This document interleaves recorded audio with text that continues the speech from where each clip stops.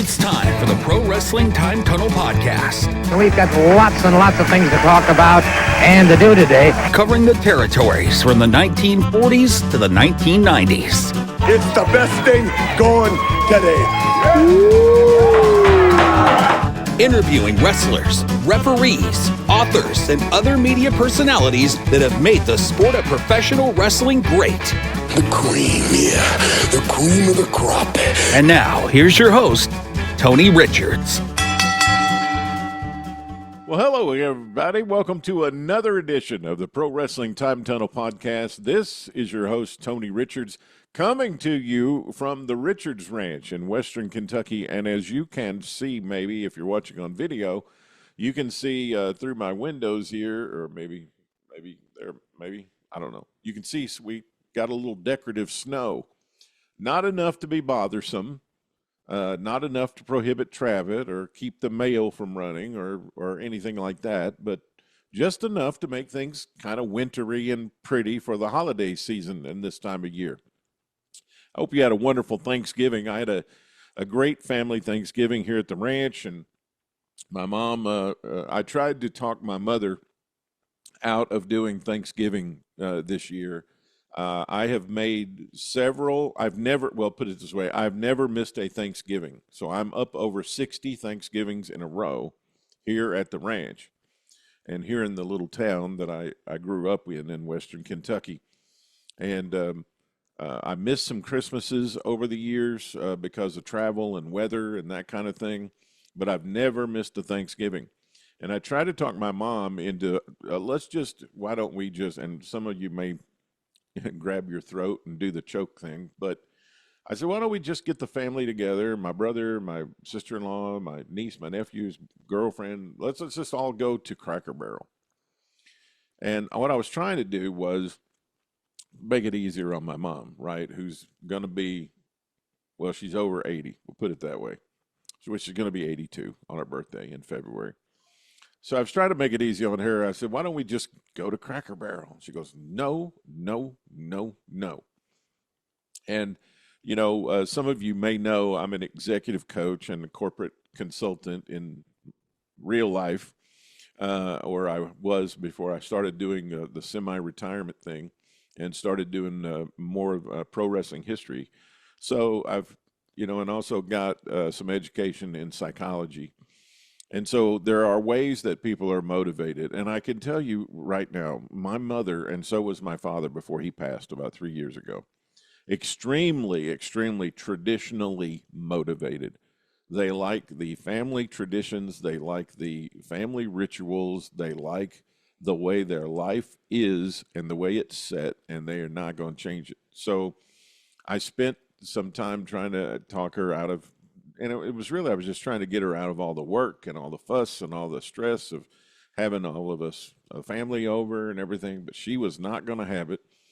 And about halfway through the discussion, after I tried to convince her a little while that we should go someplace else and do it to save her all the trouble, I smartened up, and all of a sudden a light bulb went off in my head and said, Tony, she likes doing this. This is something she enjoys doing. It keeps her active. It keeps her busy.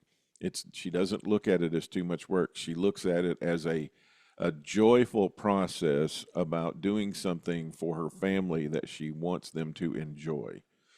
And then I had a thought. I'm like, and I asked myself a question, which I often do when I get in these situations about whether or not to go ahead and pursue something.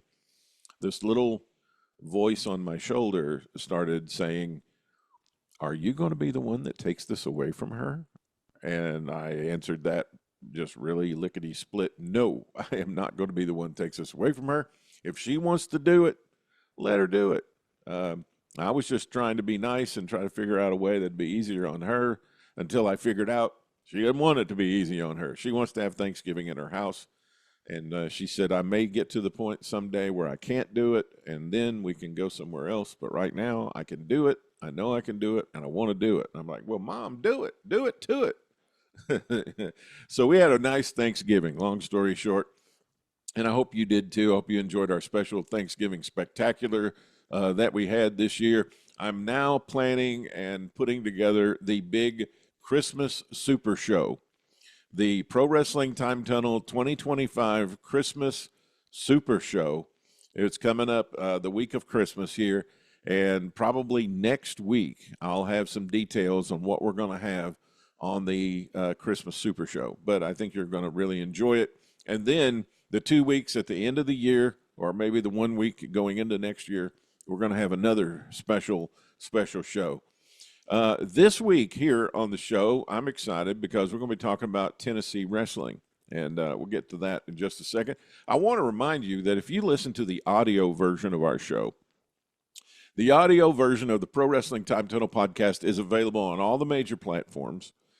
A bunch of places our shows are now available. We're adding previous episodes in. I think we have 10 or 11 episodes from our library put in there. We're eventually going to have all our previous episodes that cover the year 1975 available for you to download in audio form. And we add our new show, including this one, every single week. And you can download it on Apple Podcasts. You can get it on Spotify. You can get it on Podcast Addict, Pocket Cast, and many, many others. So get our audio version of our show. If you want to watch it on video, we always have it on our Substack channel, Tony Richards 4, Pro Wrestling Time Tunnel, and we also have it on our own YouTube channel, the Pro Wrestling Time Tunnel YouTube, and I always post the video version every week in our Facebook group, Pro Wrestling Time Tunnel. And if you go to our Pro Wrestling Time Tunnel group on Facebook, there's a button there that says Featured, and if you hit the Featured button, you'll see all of our previous archives of podcasts there, including the latest one that week, handy dandy and ready for you to consume. So you can get audio and video on Substack. You can get audio anywhere you regularly get your podcasts, and you can get video on YouTube and Substack. I've been doing another special thing in the writing that I do. I'm writing a salute, a profile to classic territory era television wrestling show commentators. So the name of the series, because I did in the month of November, or October, maybe it was October, every day in October, I featured a territory era announcer and commentator. And I didn't even get everybody that I have on my list in that list of 31. So I think I'm going to do another one next year. But this year I did 31 different territory era commentators and announcers from television that did wrestling.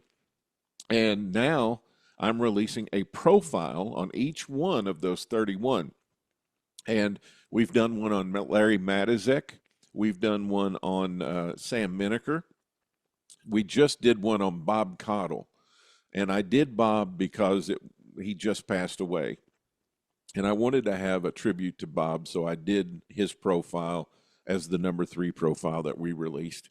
And last week, I've written a new one on Gordon Solie because I just felt like Thanksgiving was the proper time to come out with the Gordon Solie profile because he was so much a part of Thanksgiving for the first couple of years of Starrcade. And as a little tribute to Gordon, we released his profile on Thanksgiving Day. So we've got more coming. So we've done 4. That means we've got 27 more individual profiles of pro wrestling television announcers. And by being a subscriber to my Substack channel, you can do it for free, or if you want to contribute to the work I'm doing and you want to contribute to the preservation of pro wrestling history, it's easy to do. Just become a premium subscriber to my Substack channel. You can do that for $5 a month, or if you want to save $10, you can contribute $50 for the entire year, and you'll get my daily pro wrestling history newsletter, which is called the Daily Chronicle. And that'll come into your email box. And, you know, one thing that I've learned is people get excited about pro wrestling history until you start sending them an email every day about it. And then some people, they tap out and say, stop the emails. I can't take it anymore. So they thought they were going to love pro wrestling history, but when they started hearing about it and reading about it every day, they're like, too much. But for you pro wrestling history enthusiasts, who want to get a daily newsletter sent to you about pro wrestling history, just sign up. Pro Wrestling Time Tunnel, free or premium. Free is $0, premium's $5 or $50 a year. And you'll also get some special content that I write in a series called The Evolution of Pro Wrestling, where I document some major changes and major events in pro wrestling history that if you took them out of pro wrestling history, it wouldn't be the same business. So I write that series. You get the 31 television era announcers with a free subscription, plus the daily chronicle. Wow, that's a nice deal. I also want to let you know that I'm on Stories with Briscoe and Bradshaw again. I'm doing my 3rd series with those guys. We've done the Funk family and the history of West Texas wrestling. We've done the life and career of Jim Barnett, the Wizard. And now we're doing the Welches from Tennessee, the Roy Welch and Family Legacy. And this is going to be a 5 or 6 episode series. We just did episode 3 that's going to come out on Thursday of this week. I'm going to be talking about the entry of the first studio television shows in the Tennessee Territory.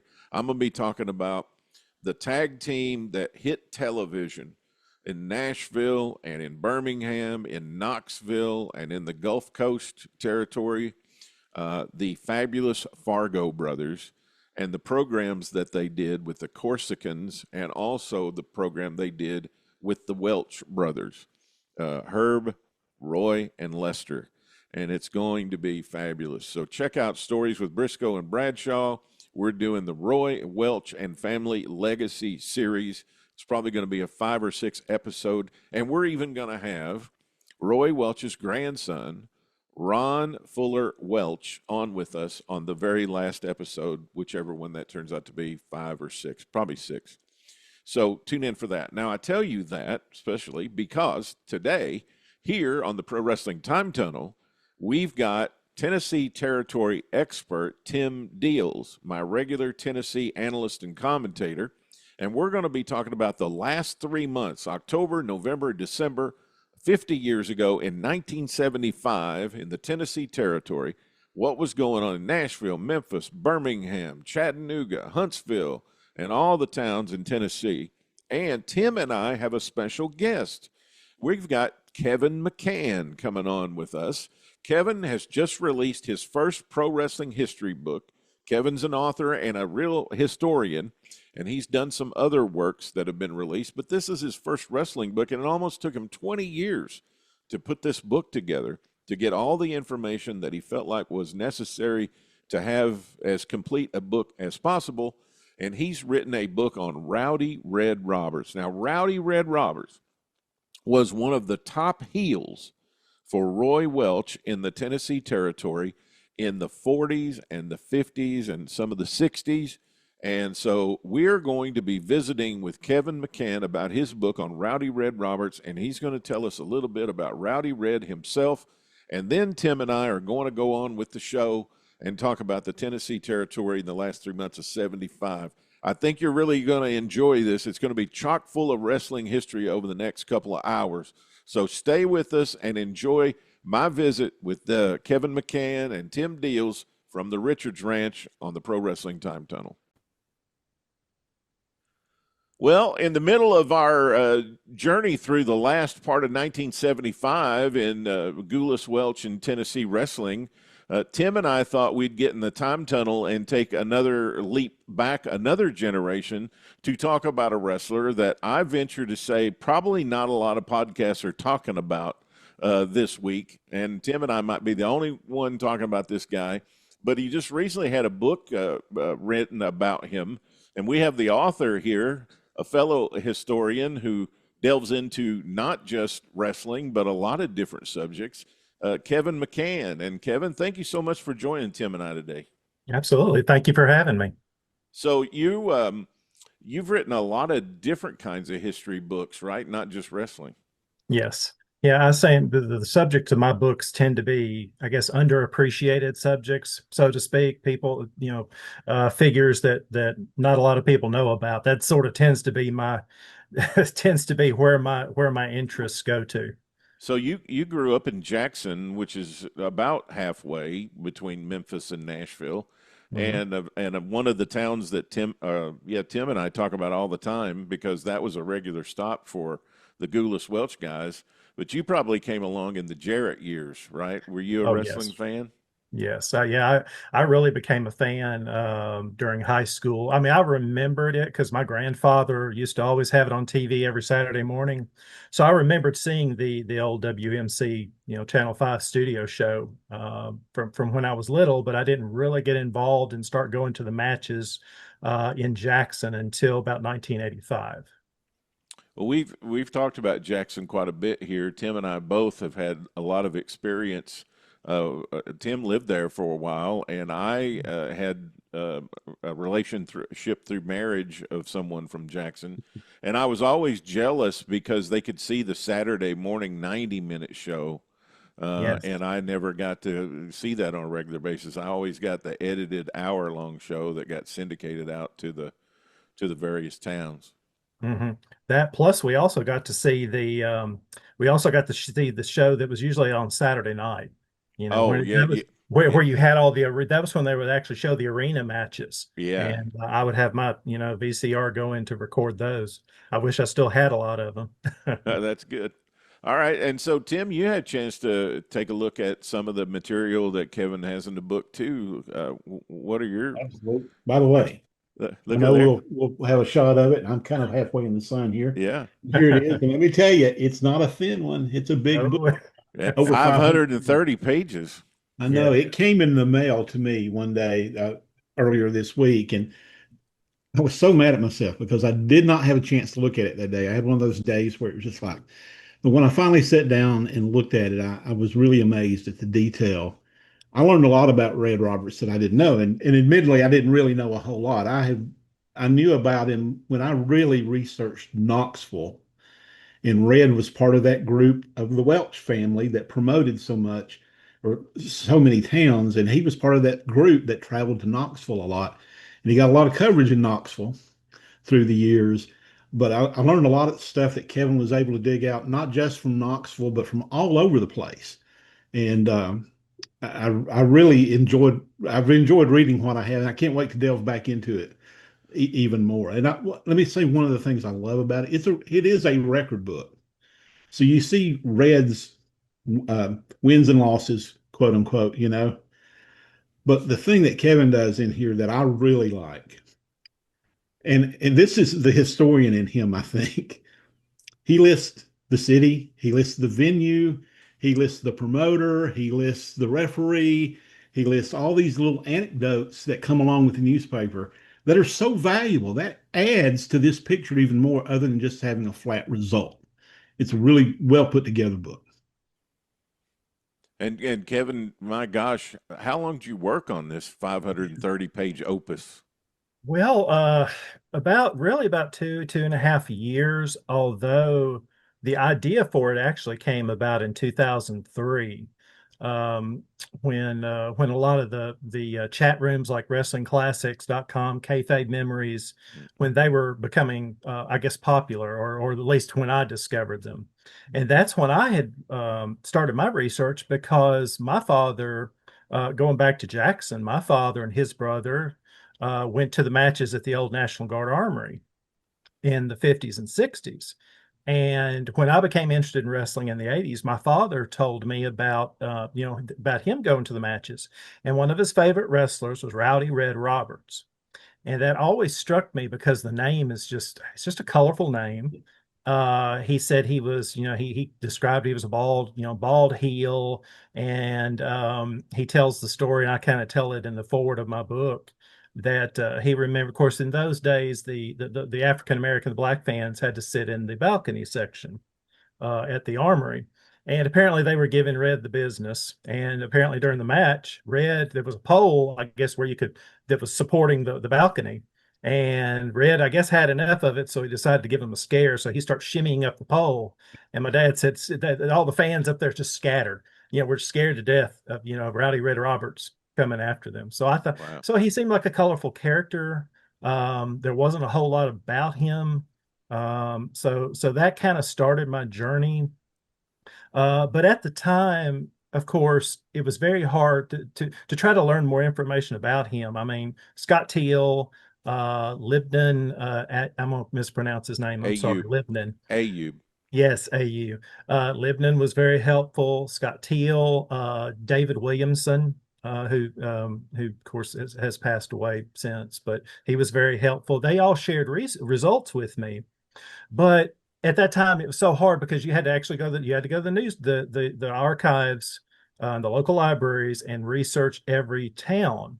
And it seemed like it was going to be such a long process to try to research his entire career that I kind of put that project on the shelf, moved on to other ones. And then a few years ago, podcasts like yours, Ray Russell's, Jim Cornette, I started getting back into those and got back into the history of wrestling.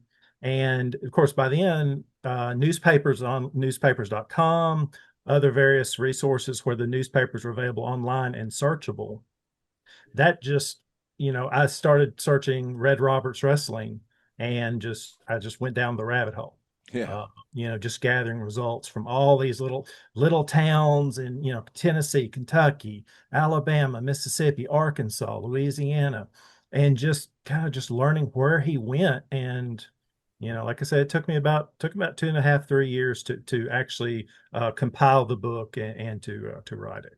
Well, I grew up in Western Kentucky, and the closest big town to where I grew up was Paducah, which there's a couple of references in there, especially in the opening about Red in Paducah, which was one of Roy's towns that he kind of pioneered when he started trying to build the territory, the original Dyersburg office or Dyersburg office. And so that did my heart good to see my closest hometown kind of mentioned in there in the book. How the other thing that's interesting to me, and I've been talking to Jason Presley a lot about this, is the Chris Jordan crossover there in the 30s between Chris was kind of running the territory and Roy was getting some talent there, and then they were kind of working together. And I guess that's how Roy and Nick met up, was through Chris Jordan's office. Do you have any idea how did they ever interact, Roy and Chris, or how that kind of came to be? Unfortunately, I don't really know. Most of my knowledge actually came from Jason's book, his great book on the Alabama territory in the 30s. Unfortunately, I don't know a lot more about that. Now I do, of course, that was really where Red Roberts got his break. Right. He had started in Arkansas. He was from Little Rock, and he started there working for Tony Bernardi. His promotion, I guess, but then he got Red got his break actually when he went to Alabama and worked for Chris Jordan. Well, he had a long career in the Gulas-Welch territory. I think it might have been in Jerry Jarrett's book, maybe, where he mentions Red was the guy who introduced him to the most interesting parts of the wrestling business or something like that. Because I know Red's career was winding down about the time Jarrett's was starting up there in the mid to late 60s. You know what he's talking about there, Tim? No, I don't. I mean, we could speculate, I guess. Maybe, maybe he let him in on the tricks of the business. Yeah, or he knew where all the stops were. Yeah, it could be too. Yeah. What was the most interesting thing you found out about Red during this? I mean, gosh. Oh my God. Just I guess just his the way he went about being a heel, I thought was fascinating, just because, just from all these little articles, you pick up little things that he did in this match, that match, all the various foreign objects he used was just, I thought was hilarious. And that's why I take a good chunk of of the forward or the biography section to go through all those, because I thought they were so interesting, using lye soap and all these different things. I guess we were all used to foreign objects like just like a stick or something like that. But there was just that was interesting to me, was his psychology of how he went over in these towns, and that he just with his expressions there were descriptions that he would make this, he would have this certain look, this certain strut, the way he carried himself, and it just set fans off. And I thought that was so fascinating. And because we don't have video footage of him like so many of the great wrestlers from the 40s, 30s, 40s, 50s, that we don't have that. So that's sort of put in my mind anyway, and I hope I conveyed that to the readers, kind of give them an idea of what he was like in your imagination. You can see him. Yeah, one of the things that's interesting to me is how heels got over without the interview on television. And without that medium being in place in the 30s and the 40s and the early 50s, especially in this area here that the Welches promoted, how the heels would get over. And as you were talking about the foreign objects, I was thinking, well, those are things that the fans used in their homes all the time. You know, women used lye soap, and so that was relatable to them. And I also can imagine how in this area and in the South, you're raised with a lot of humility and not to get above your raisin and to be polite and to be nice and be respectful. And here's this guy who's like over the top, egotistical, strutting and using foreign objects. And that was very heelish, you know, back in those days, I can't imagine. Mm-hmm. Tim, what Go ahead, I was going to say, did no one none of the women in your family carry brass knuckles? I mean, you know, I think that's a great point, though. I mean, it was relatable. You could relate to what's he doing with a bar of soap? You know, oh, he's rubbing it in the guy's. Oh, and you could feel it because you've probably done it by accident. Probably done it. You know, you're sweating and you know, and so it's very relatable.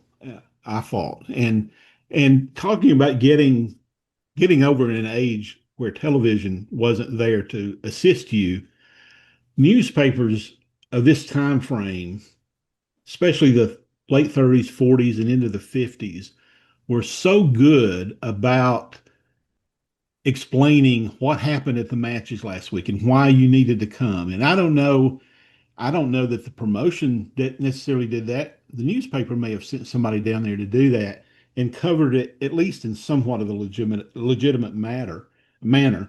And I think that gets it, because as Kevin said here, some of the descriptions are so vivid of what took place at the matches. You can actually visualize it in your mind. Well, I think that's kind of the genius of Roy and some of these early promoters were developing those relationships. Yes. And that was the biggest sporting event that would take place in that town. And not only that, it was a huge social event because some of these towns they came back to week after week after week and year after year, that it became the thing you did as part of, I mean, you weren't going to have a big music star come to your town. You weren't, you know, outside of high school sports, you really didn't have a lot of events to go. I mean, that's why basketball has always been huge in Kentucky. There's just not a lot of other things here, you know, and, you know, some little high schools didn't even have football. So it was pretty much, you know, basketball was it. And then outside of that, wrestling was the thing you went and did. So I'm sure that the paper felt like to be relatable to the community and the things our readers are interested in, we needed to be at this big event, I would think. Yes. You know anything else about that, Kevin? Or, I mean, isn't it wonderful that we have those newspapers? I mean, without those, we wouldn't know any of this stuff.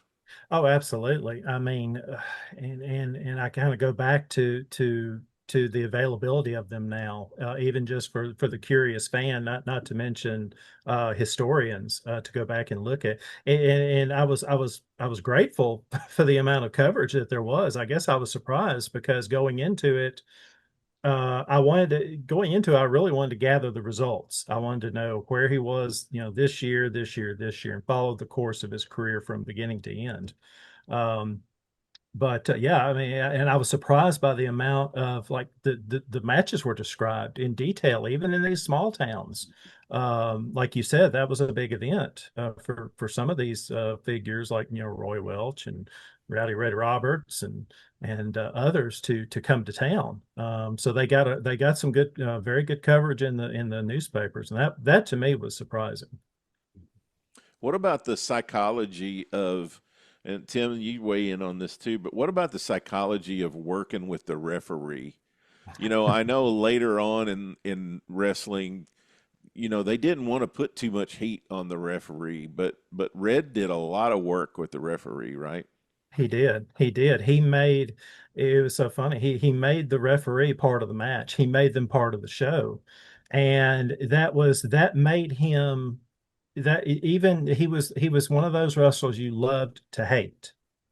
And but they love that I think it's my impression that they love that aspect of it, that he would just, like Mike Maroney, who was the longtime promoter in Blytheville, Arkansas. He seemed to love to be the foil for Robert's antics. Roberts would tweak him on the nose. He would apparently, of course, they had something worked out ahead. He would rip the referee's pants off and reveal he's got green, shorts under him, and everybody has a big laugh. And that's definitely, and I don't follow the current product very much, but even the product from the 80s, I don't remember too many more instances where the referee was that directly involved. I mean, he would, Red would get so excited that he would forget who he was going after, and he'd go after the referee and try to pin the referee, and everyone, the fans thought that was just hilarious.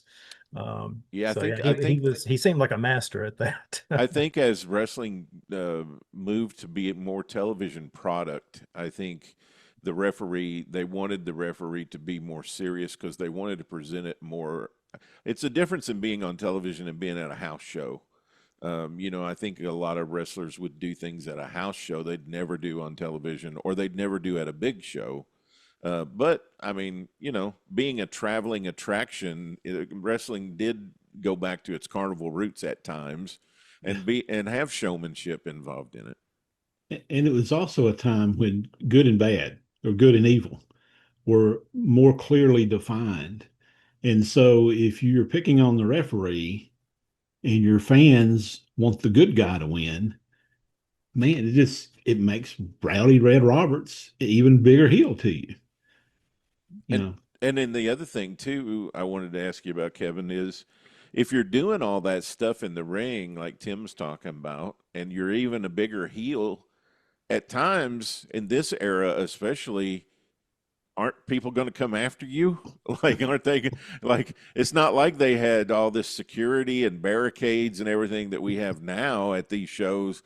I mean, it was just, and I even remember going to wrestling matches at the National Guard Armory in Paducah where there wasn't anything between us and the wrestlers in the ring. We were sitting on the front row at ringside in the Armory, and there's Randy Savage or Ronnie Garvin, and they're right in our laps almost.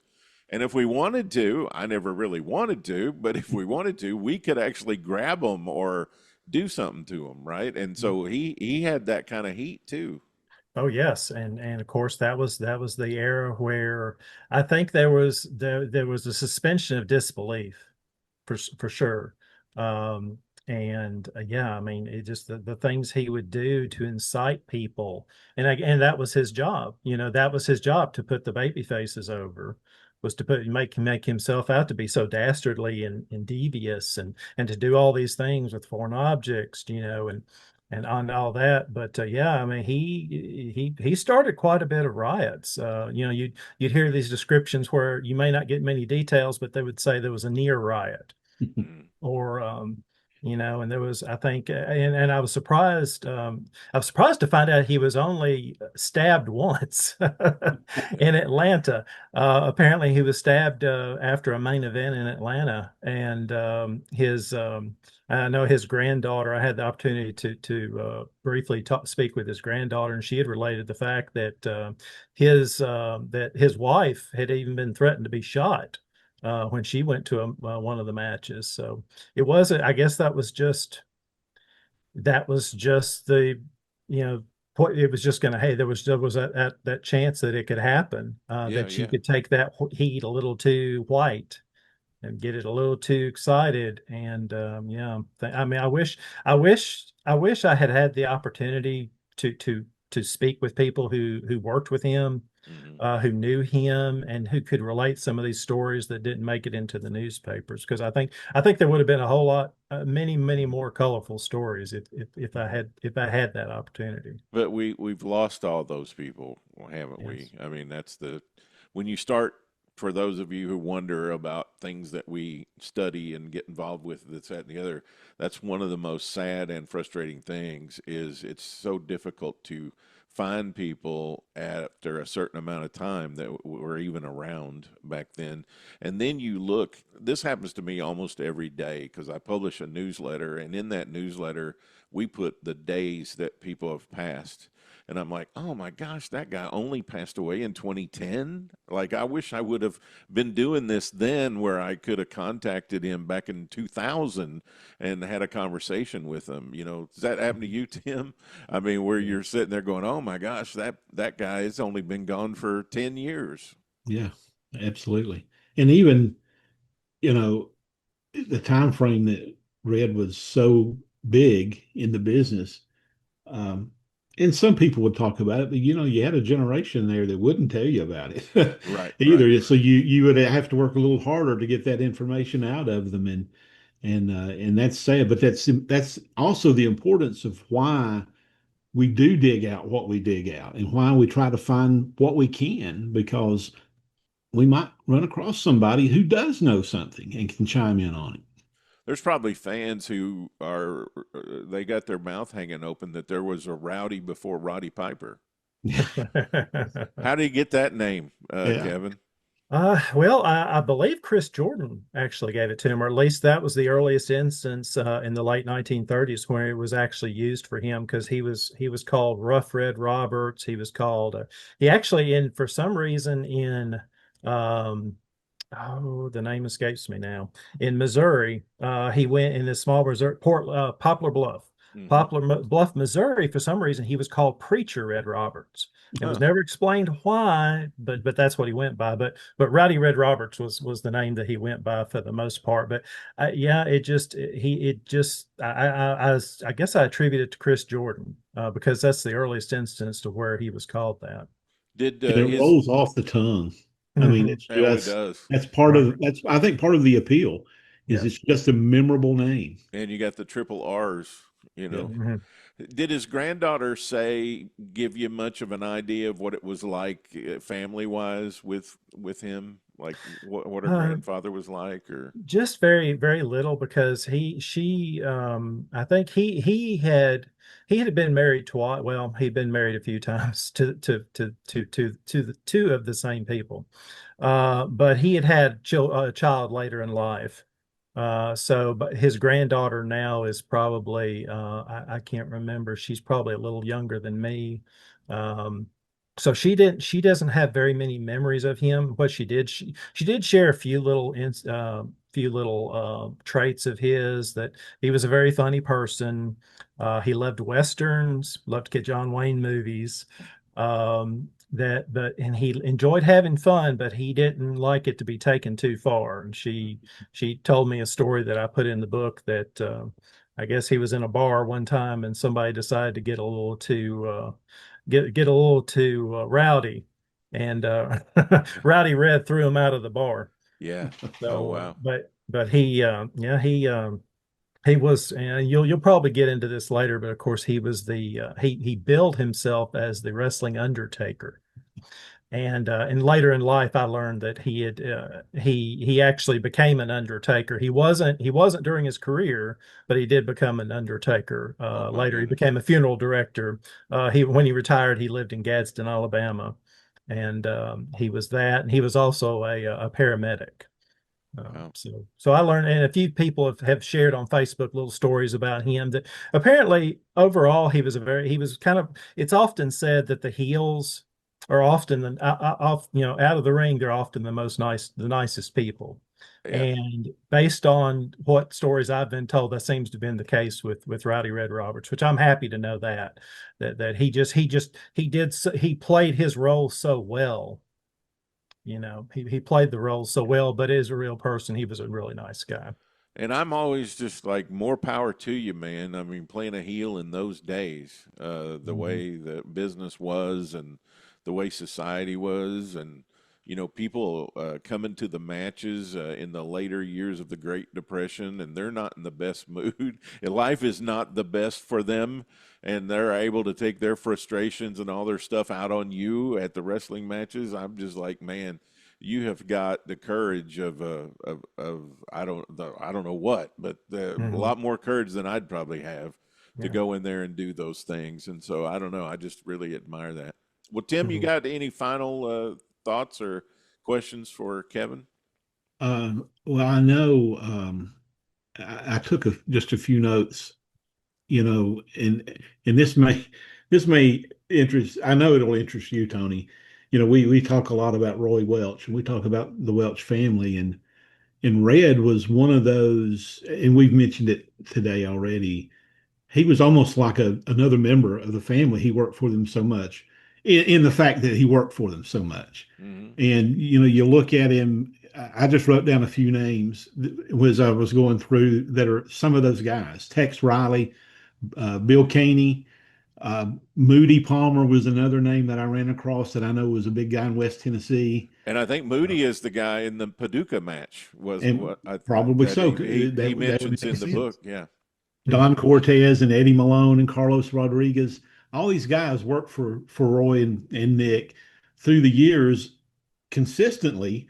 And not only that, they kept, they consistently, they kept coming back, and they were never stale. It seemed like they were never stale. You're talking about coming into these towns every week, 50 weeks a year, 52 weeks a year.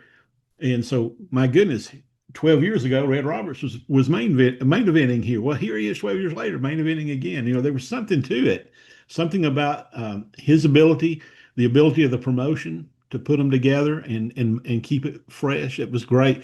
And I always love the fact, when you talk about a character like this, there seems to be, at least at some point, some redemption for them, especially for a heel. And later in his career, he spent a lot of time as a referee, and he was, the referee that wasn't going to put up with anything. He kind of turned to, kind of so the fans could at least cheer him a little bit.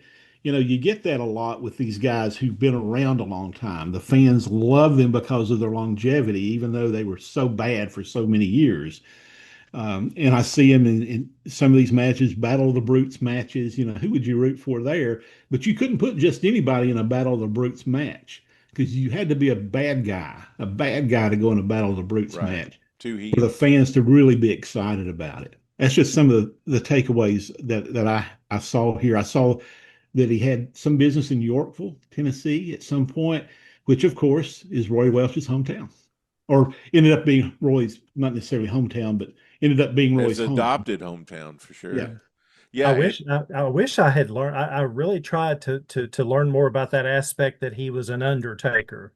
Yes. But I could not find any evidence that he owned a funeral. He supposedly owned funeral homes in Little Rock, Blytheville, Arkansas, Yorkville, Tennessee. But I just could not find anything to document the fact that he was. So I just have to say, well, maybe it was just kayfabe. But I was, and it was interesting. One other little interesting thing was the fact that, talking about how he was so close to the Welches. I knew he lived in Dyersburg when he first went to work for the Mid-South booking office. He lived in Dyersburg, and I suspect he lived there for at least a while longer, for at least 10, in through the 30s, I believe, and maybe into the early 40s. So and like I said, he was a mainstay in the Gulas-Welch Territory. I mean, when Roy Welch acquired Mississippi about 1955 into the Gulf Coast, he sent Red Roberts there. Red Roberts worked through there worked with Roy's. I'm trying to think of what the brothers. The Fields brothers. The Fields brothers. Yeah, the Hatfields. Yeah. Right, he feuded with them.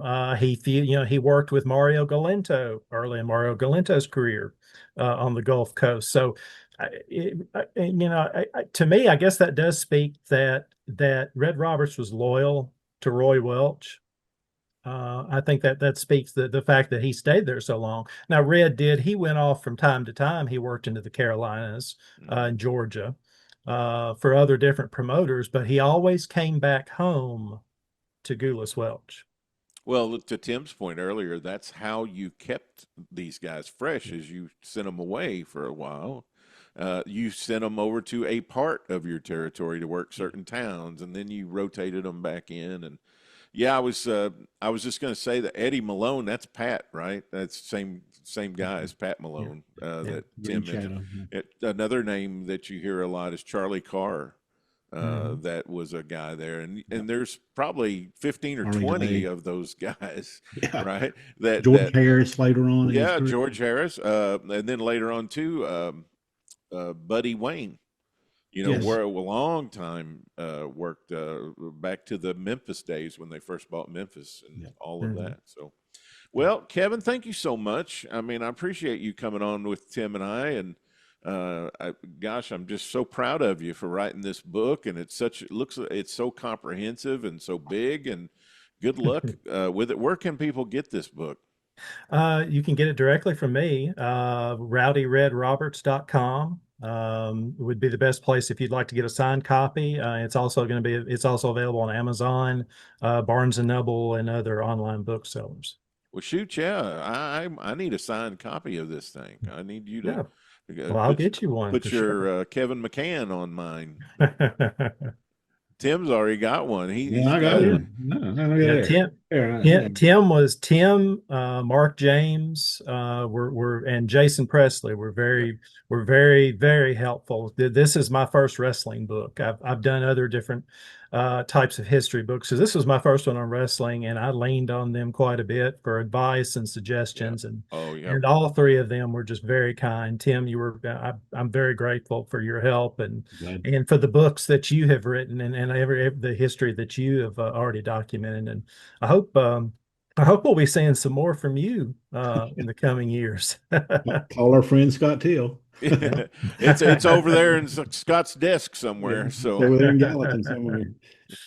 Yeah, Tim's got the bug, so I'm sure you will be seeing things from him.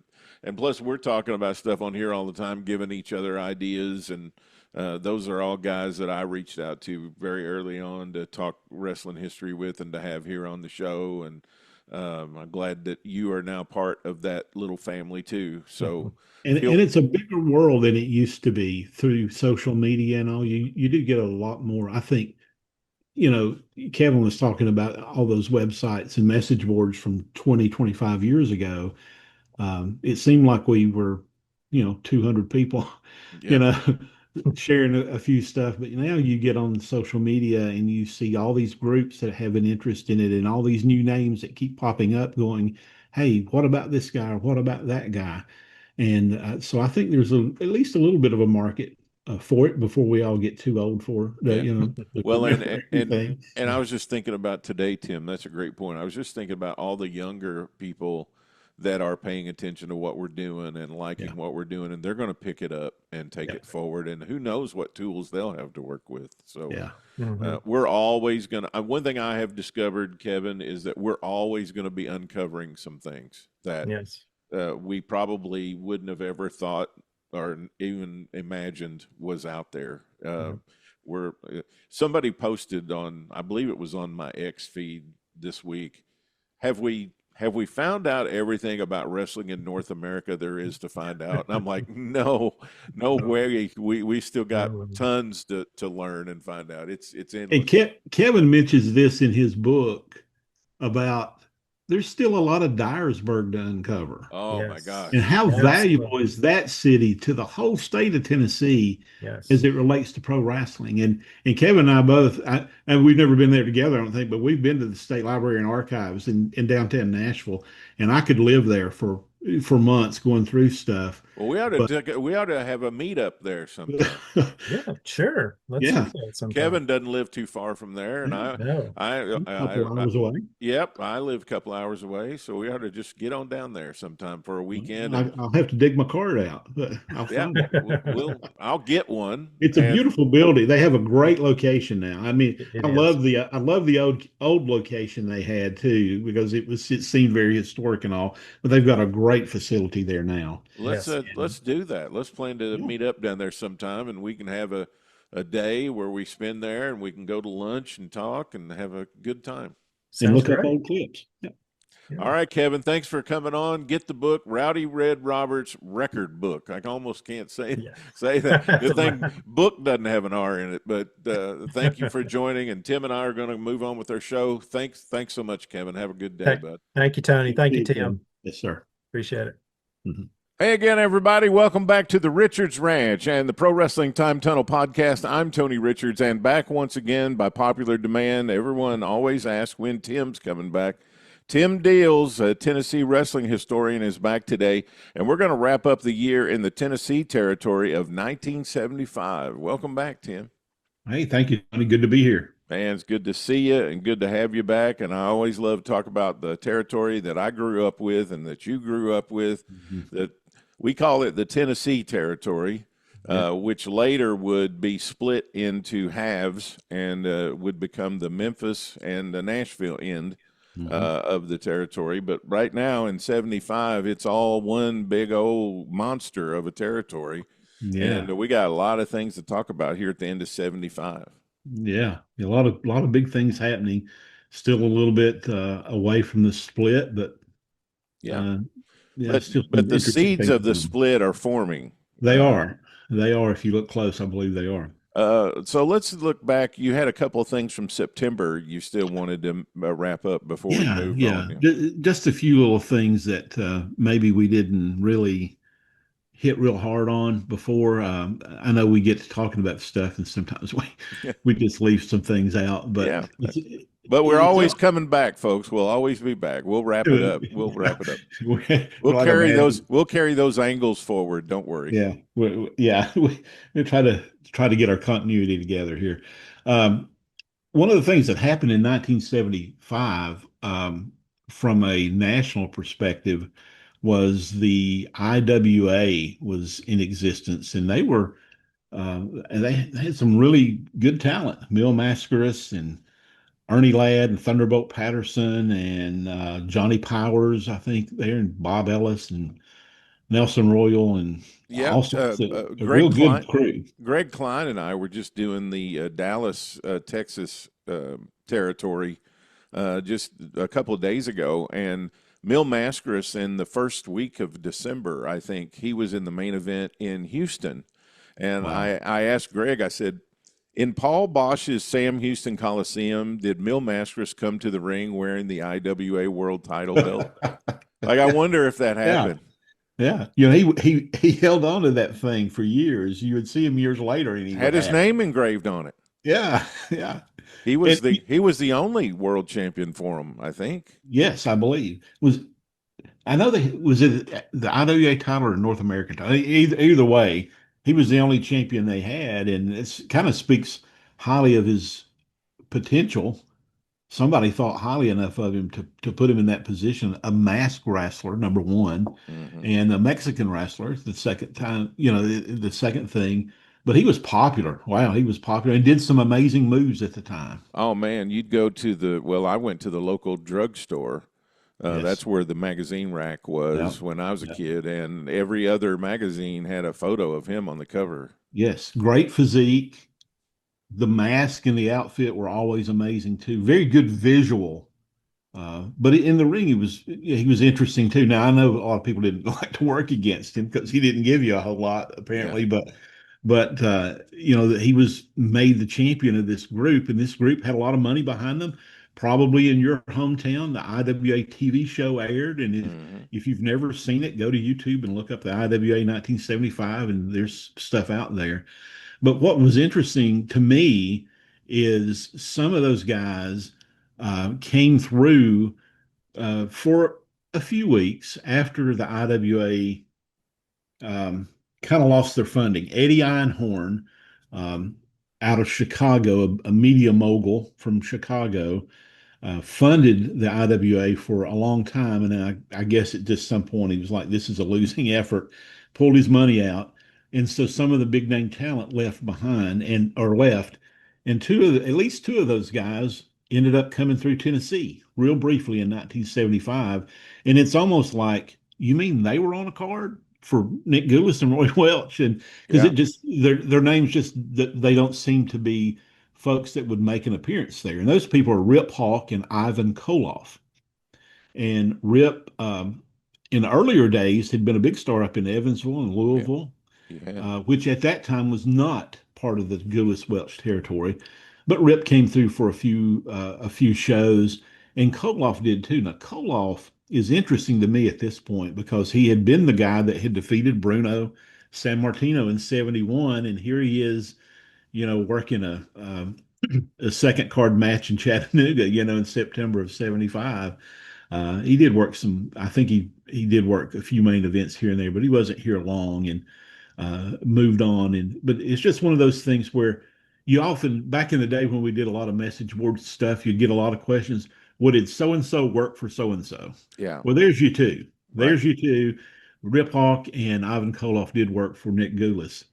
And there's a third one that wasn't associated with the IWA, but was an interesting pick too, and that's Pepper Gomez. And they really put Pepper over. And they did. They put Pepper over big for about 2 months. And Tim, the other day I was just going through, and as I go through week to week, I just look back to 65 and 55. But Pepper Gomez, they put him over in 65 as well as a tag team partner with Jackie Fargo. So he had been in the territory, at least in Nashville. Yeah.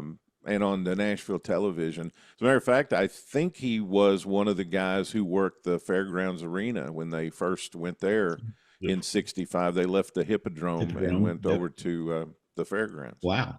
I didn't realize that. I'll have to go back and look at. Yeah, but he never stays long, maybe 6 weeks, something like that, That was about it. And like you said, they put him over big, and he had this angle that I believe he ran maybe the first time. If it wasn't the first time, it was the biggest time.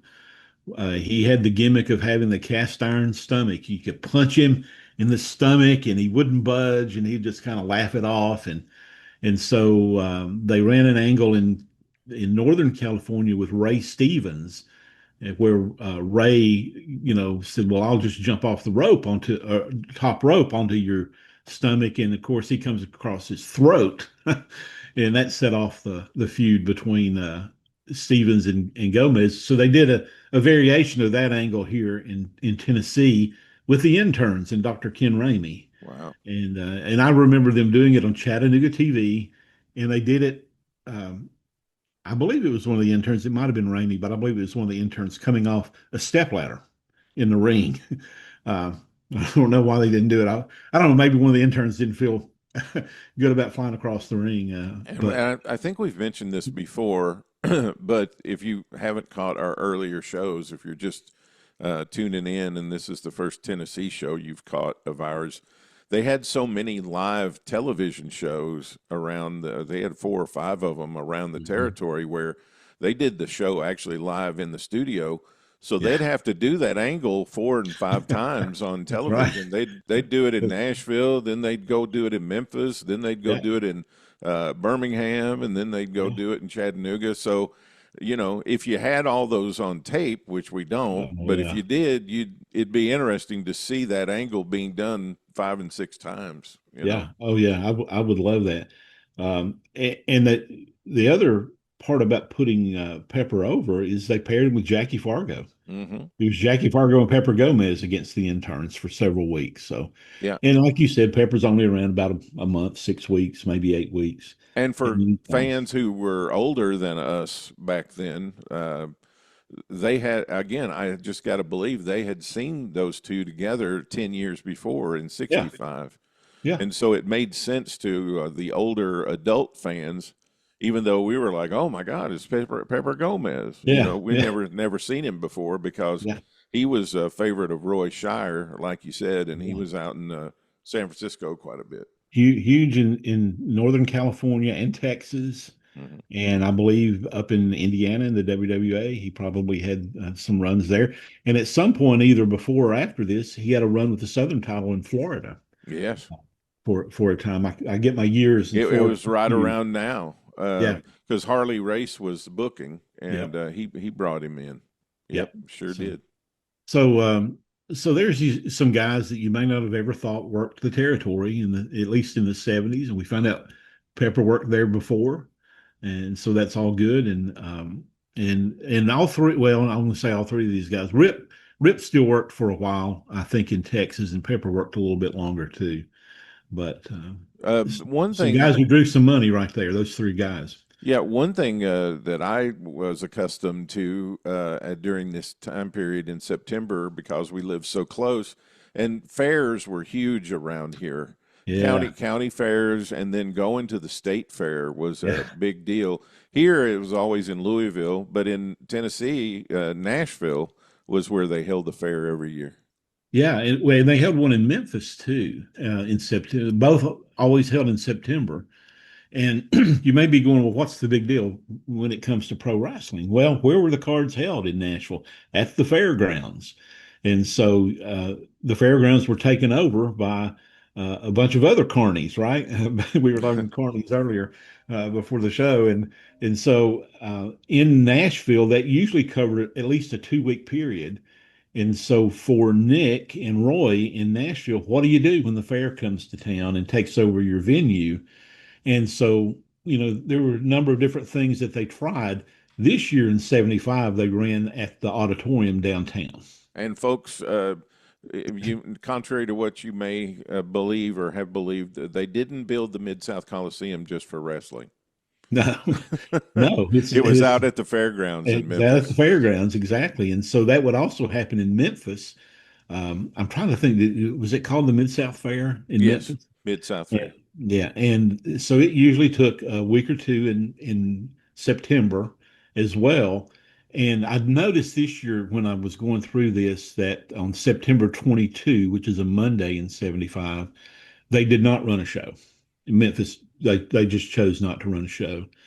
Could have been because the other venue that they would have ran could have been booked, or who knows. And because if you're not familiar with the geography, Nashville is centrally located in Tennessee, and then Memphis is down in the southwest corner of Tennessee.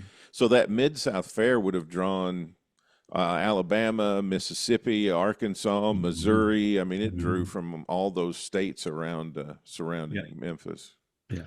And, that's a little more pronounced, I guess, for those fans who are familiar with the 80s, when they would come to town and you're maybe watching old clips on YouTube and they talk about, the card coming up at the Cook Convention Center.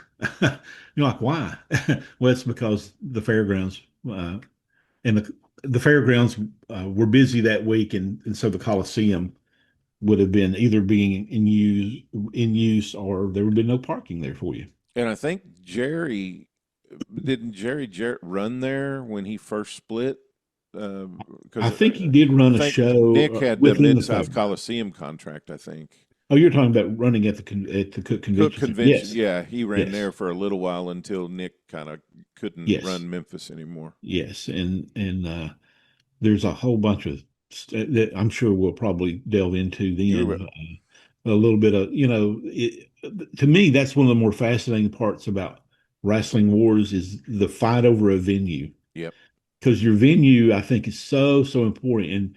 And I wonder about, how did they draw at the auditorium in Nashville? Because they had run now for a decade or so at the fairgrounds. Exactly. And the fairgrounds and the auditorium are not close. I mean, right. So you could be drawing a completely different audience. Yeah. And or one that doesn't show up. Yeah, you've got to have the components all in place. You got to have a town. Yeah. You got to have a town promoter. You got to have a building, and you got to have television. Those are all things that are really important. And even back in these days, you still, in some towns, had to have a sponsor. Yes, yes. Yeah. And usually they wrap that up pretty quick, but still you had to have it. Hmm. You had to have that sponsor, which in Tennessee was one of the veterans organizations. So it had to be a VFW hall or some type of veterans organization that had to that took a cut of the money, not much, but usually a cut of the money every week. One thing about your particular, the way you do wrestling history, Tim, is, and it's something I'm very thankful for and fascinated by, is you were very interested in the governmental aspects of wrestling history.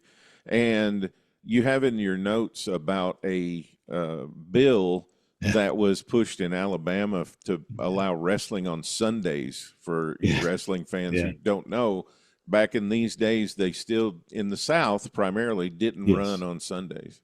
Yeah, that was the day you went to church, and that was the day you probably visited family on Sundays, and businesses were closed. I grew up in a small town where a lot of businesses closed at noon on Wednesday. Wow. That's just, I don't know, part of the culture there. And so, it's interesting. There was something on the books where you could not run a wrestling show on Sundays in Alabama. The interesting part about it is Alabama had a gentleman named Tom Drake in the legislature. Tom was a lawyer from Coleman, Alabama, which is up in the northern part of the state. But Tom had also spent many years as a wrestler. And he was a decorated athlete at the University of Tennessee, Chattanooga, and eventually a lawyer, but he did some wrestling on the side. And from what I can gather, this bill in particular was not his bill. I mean, that would really look a little hinky, wouldn't it? I mean, if it was him pushing it through, but he supported it.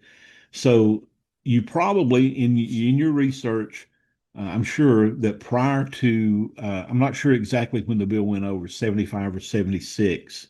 I don't have that with me right now, but I do remember when it happened. I've seen it in some of my research. Prior to then, you didn't see any kind of show on Sunday, but after that, you might see a Birmingham show on Sunday, or I don't know if they ran Sundays in Montgomery, but you would see one every now and then on Sunday from that point forward. And that was pretty much every state in the South. I mean, they didn't. Yeah, absolutely. They didn't run on Sundays, and in some cases, wrestling didn't run at all on Sundays anywhere. But in California, they did, and in the Northeast, they did. But it's at least 76 and into 77 before you see any wrestling on Sundays. Yeah. When I gather results, I gather it by the day. Each individual day in a year. And so I've got files that date back into the, through the decades, and almost every week on a Sunday, there's nothing in that file. Yeah, that's going to be an easy research day if it's a Sunday. Yeah. Until you get to the late 70s, for sure. Yeah. Now, the other thing that's interesting, we've mentioned about 75 in our previous shows, is that for most of 1975, a few months at the beginning, and now, at this particular point in time, there's been no Jerry Lawler in Tennessee wrestling. Yeah. He's been in Florida working under a mask as one of the masked superstars. He's been in Georgia tagging with Don Green and doing some singles wrestling. And he never really broke the mid-card in those territories. Right. He and stories vary about why he's not here at this time. It's hard to figure out the timing of things because people's memory is a little bit foggy. A lot of people say it was because he said he didn't want to work smaller towns or something like that. And Jerry Jarrett, who's booking the Western end, sent him out of the territory to humble him, I guess. But he's coming back here at this particular time frame, and he's coming back in kind of an unusual manner, right? There's a couple of things that take place in September, and can we talk about the battle with the DJ maybe a little bit later? Oh, sure, yeah, sure. We'll talk about it. That happened in September. but we'll get to that a little bit and expound on it a little bit more maybe than what you and I are about to talk about here. And that is Jerry Lawler got into politics a little bit here at the end of September when Memphis had a city council election coming up, and a gentleman by the name of Silky Sullivan. You want that guy on your city council, right? Well, Silky Sullivan was running for city council, and obviously, if you know anything about Memphis, you understand that Silky was a character. He was one of those town characters type. And the story that I read about is that Silky liquor by the drink came into Memphis at some point in the early 70s. And the first place that had liquor by the drink in Memphis was a TGI Fridays. And so Silky went over there expecting to be able to run a tab, you know, and they said, no, you got to pay. You got to pay. We're not running a tab for you. And so supposedly he said, well, I'll go open my own place, and went across the street in Overton Square and opened up a place called Silky Sullivan's. And it was a hit. And so Silky became a character, one of those town characters, one of those guys that people gravitated to. And apparently Jerry Lawler knew and approved of Silky's run for city council at this time. And Silky did not win, by the way, and Silky Sullivan passed away several years ago. But if you go to Beale Street now, there's a place called Silky O'Sullivan's, which is a descendant of the original location in Overton Square, from my understanding. Can you imagine a character like Silky Sullivan running for city council and being promoted by a wrestler? Yes, yes.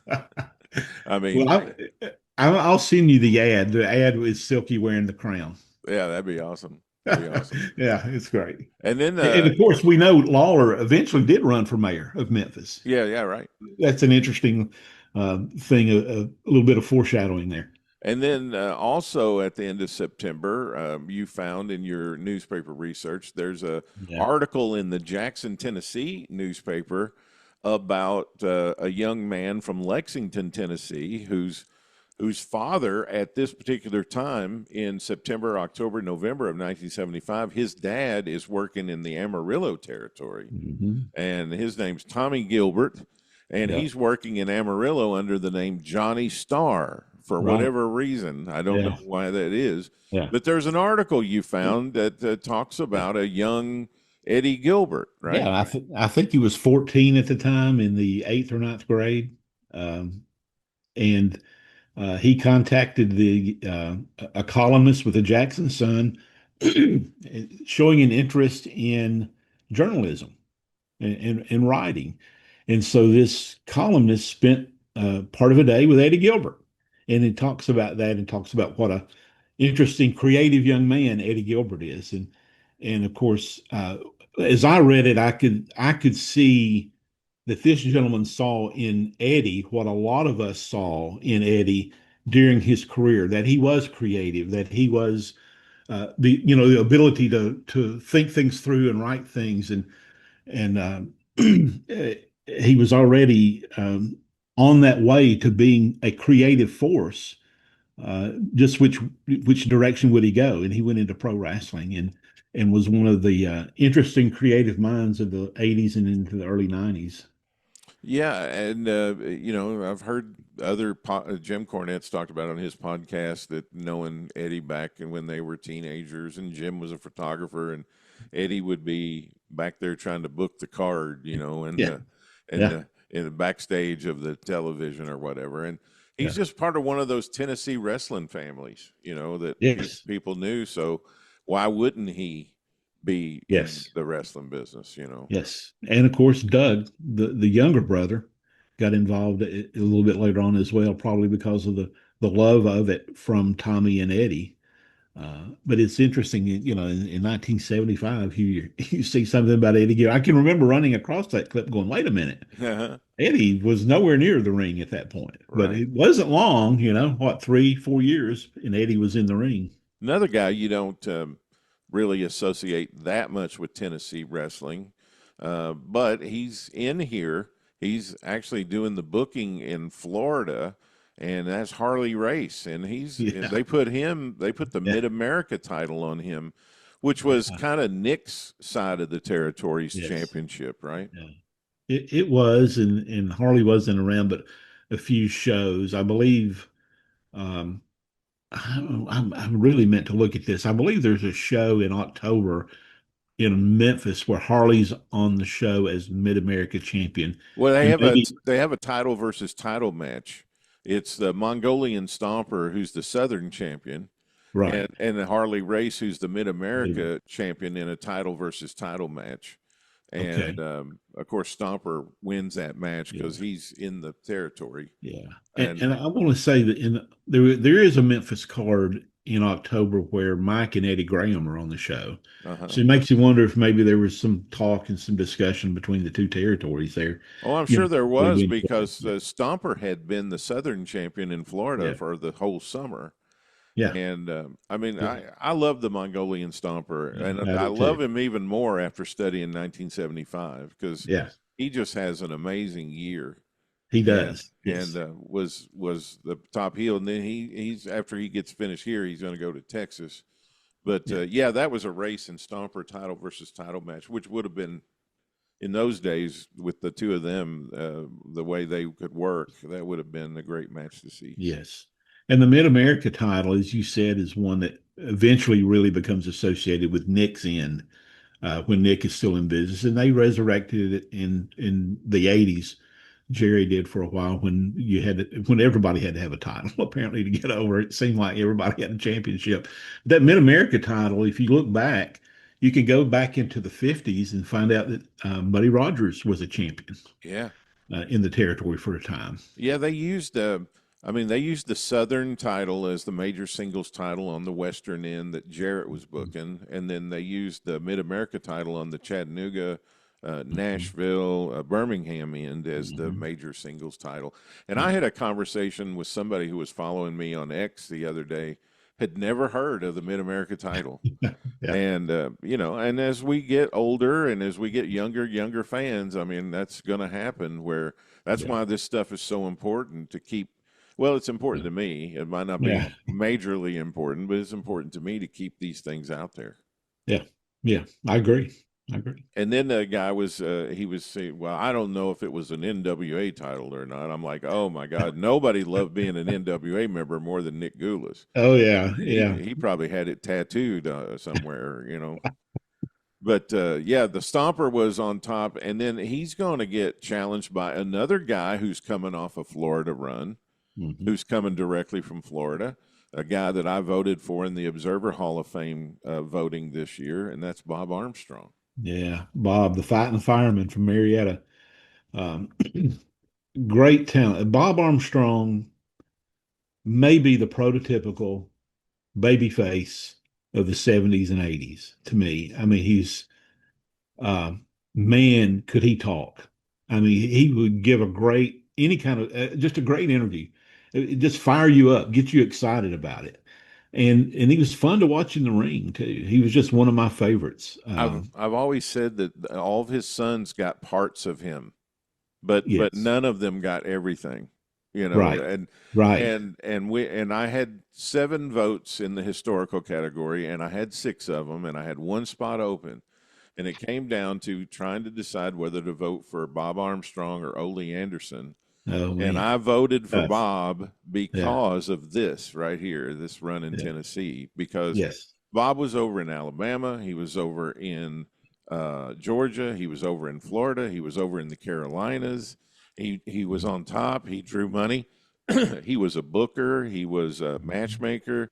He had a great interview, and because of that, I voted for him. Hopefully, I'll have extra votes that I can use for Ole next year. But I mean, Ole primarily wrestled the Carolinas and Georgia, and little spots places in Florida. But Bob was over in all those major Southern territories. Yeah, and the big part of the reason he was over was the Mongolian Stomper. That feud, when you think about it, I believe they may have worked against each other in Florida, but they worked it here. They worked it in Knoxville. They worked it in the Gulf Coast.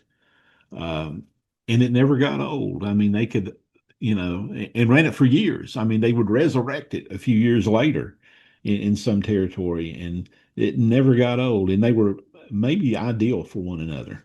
The Mongolian Stomper had those, was billed as having some of those, I guess, some type of martial arts ability. The Shanedomaki, was obviously meant to be something along those lines. But you had Bob Armstrong, who had martial arts training in the Marines, as we were told. So you had a lot of little built-in side stories that made them ideal for one another.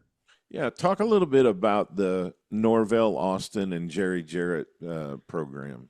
Yeah, so Jerry Jarrett was active in the ring a good deal during 1975. And Jerry's in-ring career kind of hit and miss at times, and I guess he's coming off, booking a good deal in Georgia, and so I don't know, maybe he just wanted back in the ring. Maybe he thought he needed to be in the ring. One of the things he'd done earlier in the year, I believe we talked about this, was he and George Gulas were a team, and then after that, he and Norvell Austin were a team.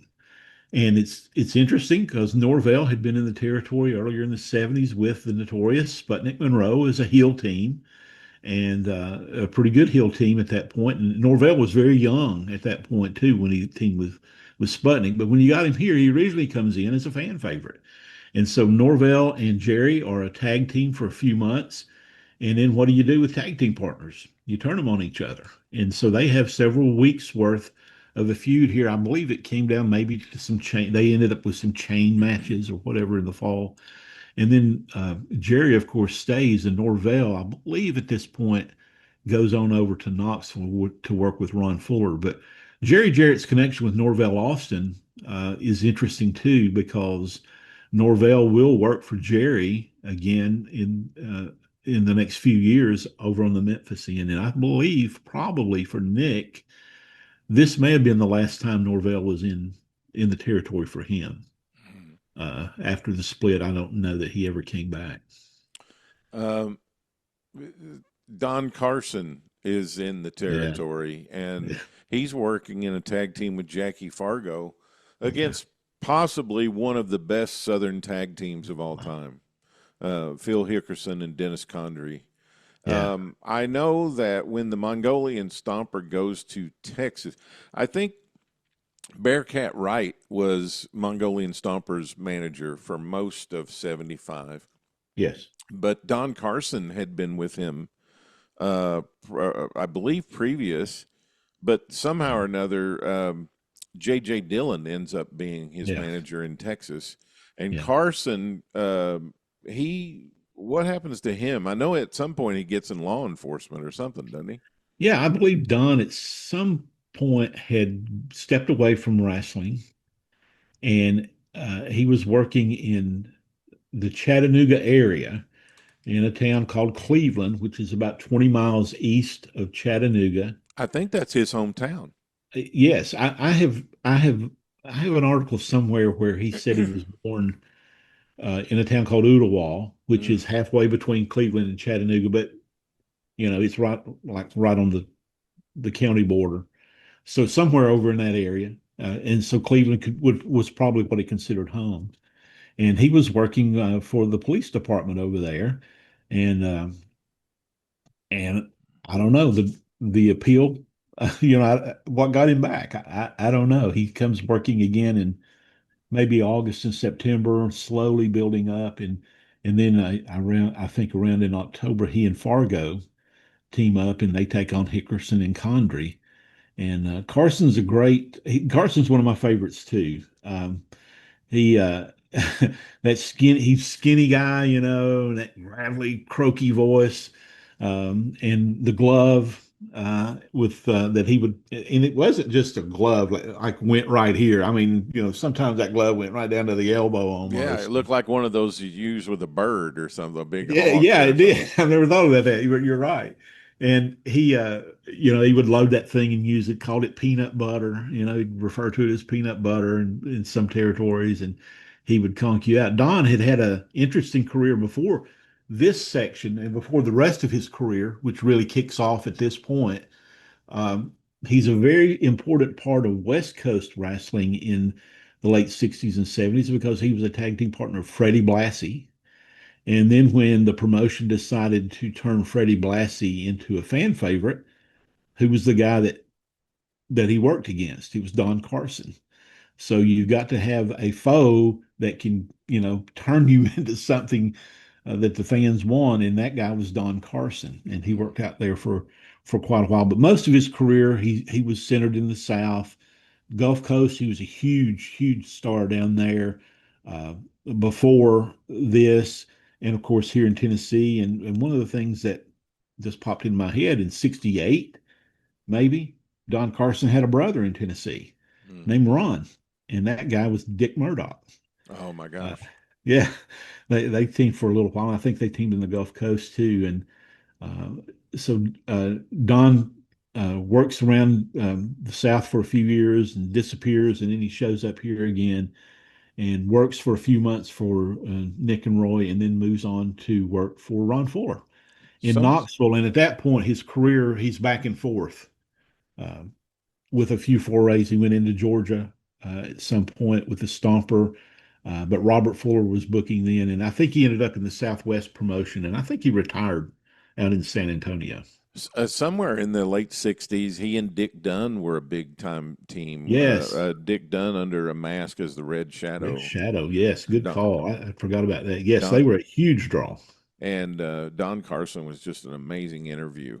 I mean, just such a good stick man, which is why he had a good career as a manager as well. He was a good, he could put your words out there good, but he had that distinctive voice that also grabbed you. A lot of people have that ability to talk and to bring you in, but he had that added mixture of that voice that would grab you, that you just had to pay attention to him. Yeah. You made mention in your thing that you sent me about some of the things you want to talk about, but there's a team in here called the Pittsburgh Steelers, and it's spelled like you steal something. Pittsburgh Steelers, like they were thieves or something. Everybody has a guilty pleasure, when you look at some of this stuff, and this is one of mine. I don't know anything about these guys, but I remember them being billed and maybe even seeing them on television because I think they were black and gold, like the Pittsburgh Steelers football team, NFL team. And I don't know who came up with it, but they were a heel team called the Pittsburgh Steelers, Stealers, and they were around for a few months. And that's just one of those. I don't know who came up with the idea, but a year or two earlier we had the Masked Godfathers, which was a apparent takeoff on the movie The Godfather. And so here we have, I guess, some other attempt to put a team in there. And they never really got a push, but Nick Gulas always had these tag teams, the Crimson Terrors. He had masks and suits everywhere, man. Yes, he did. And there's no telling who was a Pittsburgh Steeler during this time. It wasn't Franco Harris and Terry Bradshaw, though. I can't imagine how we've been able to uncover the identities of some of these people as much as we have. Yes. Intern number 32. Yeah. But he would book these teams in all these towns, and they were different people under masks and body suits, and he must have had 50 combinations of those things. Oh, he had to. Yes.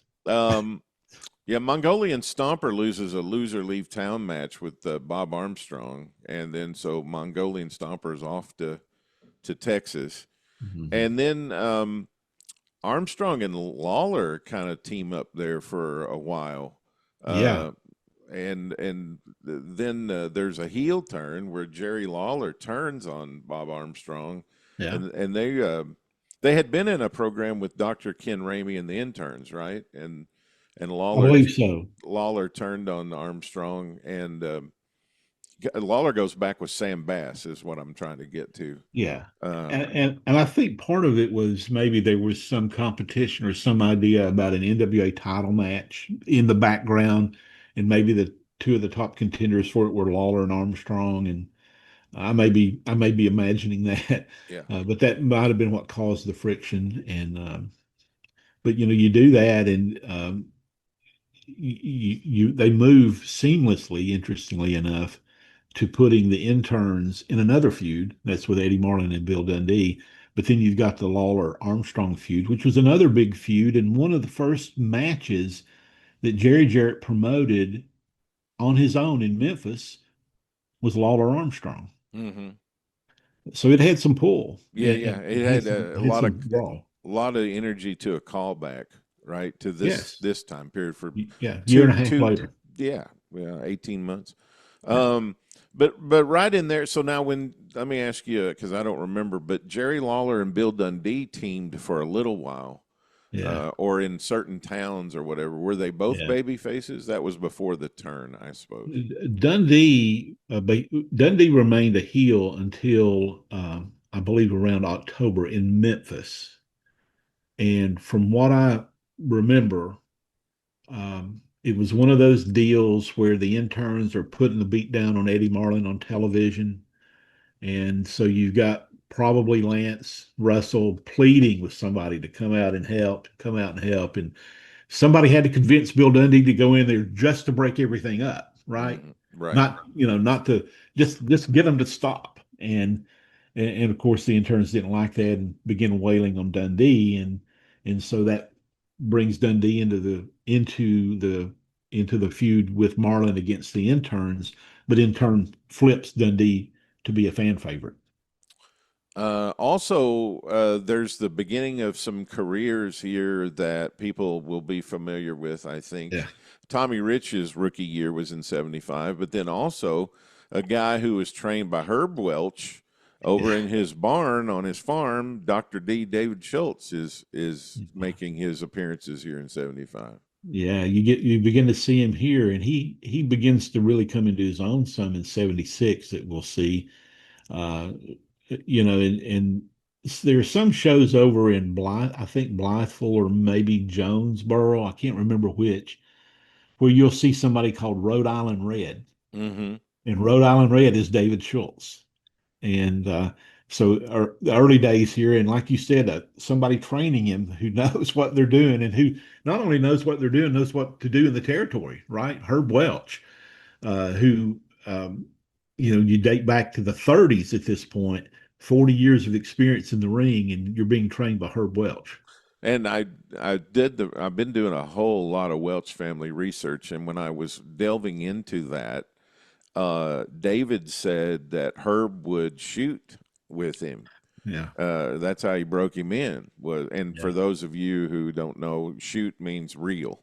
He would put real holds on him, and he would really hurt him, and he would really put the whatever hooks there were on him. And then after a certain time, when he figured David was going to stick with it, he goes, "Okay, forget everything we've done so far, because if you do any of that, nobody's going to want to work with you. So let me teach you how to be a pro wrestler then."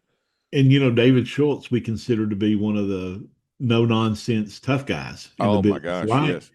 Can you imagine that you had to go through that with a guy like Herb Welch? I mean, how tough does that make Herb Welch? I got to meet David this last May in St. Louis at the St. Louis Hall of Fame, and I didn't really know what to expect, because you never know where the lines are between character personas and real people. And I walked away from talking to David Schultz for about 10 minutes. There's not a lot of difference between David Schultz on television or at the matches and David Schultz in real life. I can just see what you get. That's it, man. That's it. And I think those are the best ones.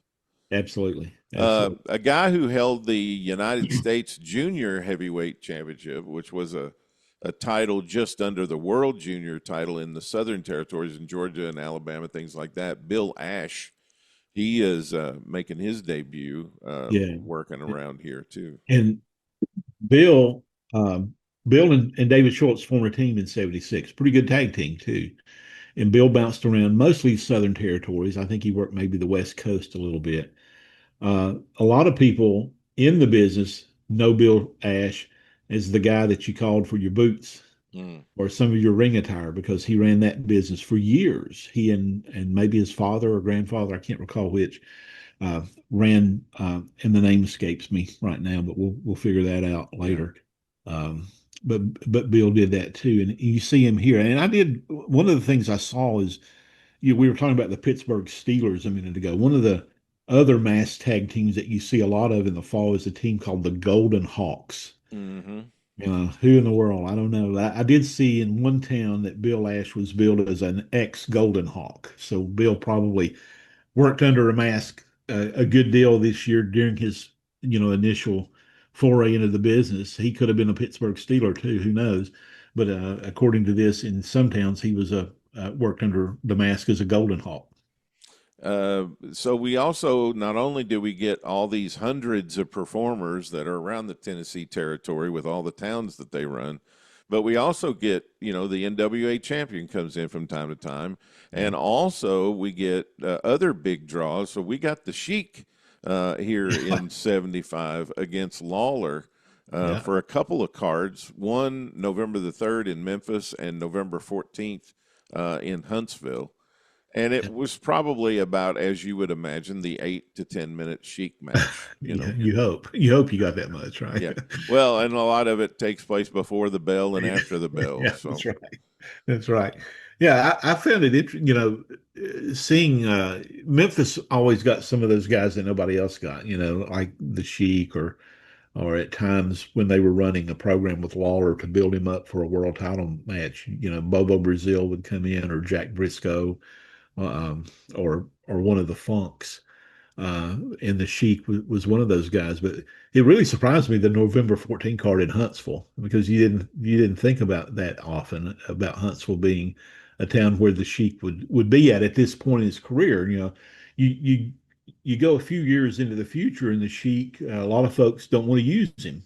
A lot of folks didn't want to use him anyway, but at this point, he still had some pull. He still had some drawing ability about him here, and I'm sure that the folks in Huntsville were like, man, the Sheik's coming to town. Well, not only that, but you would think it would be in Louisville or one of the nights, the next night, you know what I mean? But it's the next week, and it's the Friday night town in Huntsville. So it's like 10 days later. So that's funny that he would come in just for that shot in Huntsville. Yeah. Yeah, it is. And I'll have to go back and look at some more of those cards at that point. I didn't see him there, but I may have missed one or two. Who knows? And then Lawler and Armstrong, they're going strong over the Southern title. Lots of back and forth on that. And again, that's why I voted for Bob, because he carried the Southern title and helped bring Lawler back into the territory, and they drew really good money. Yeah.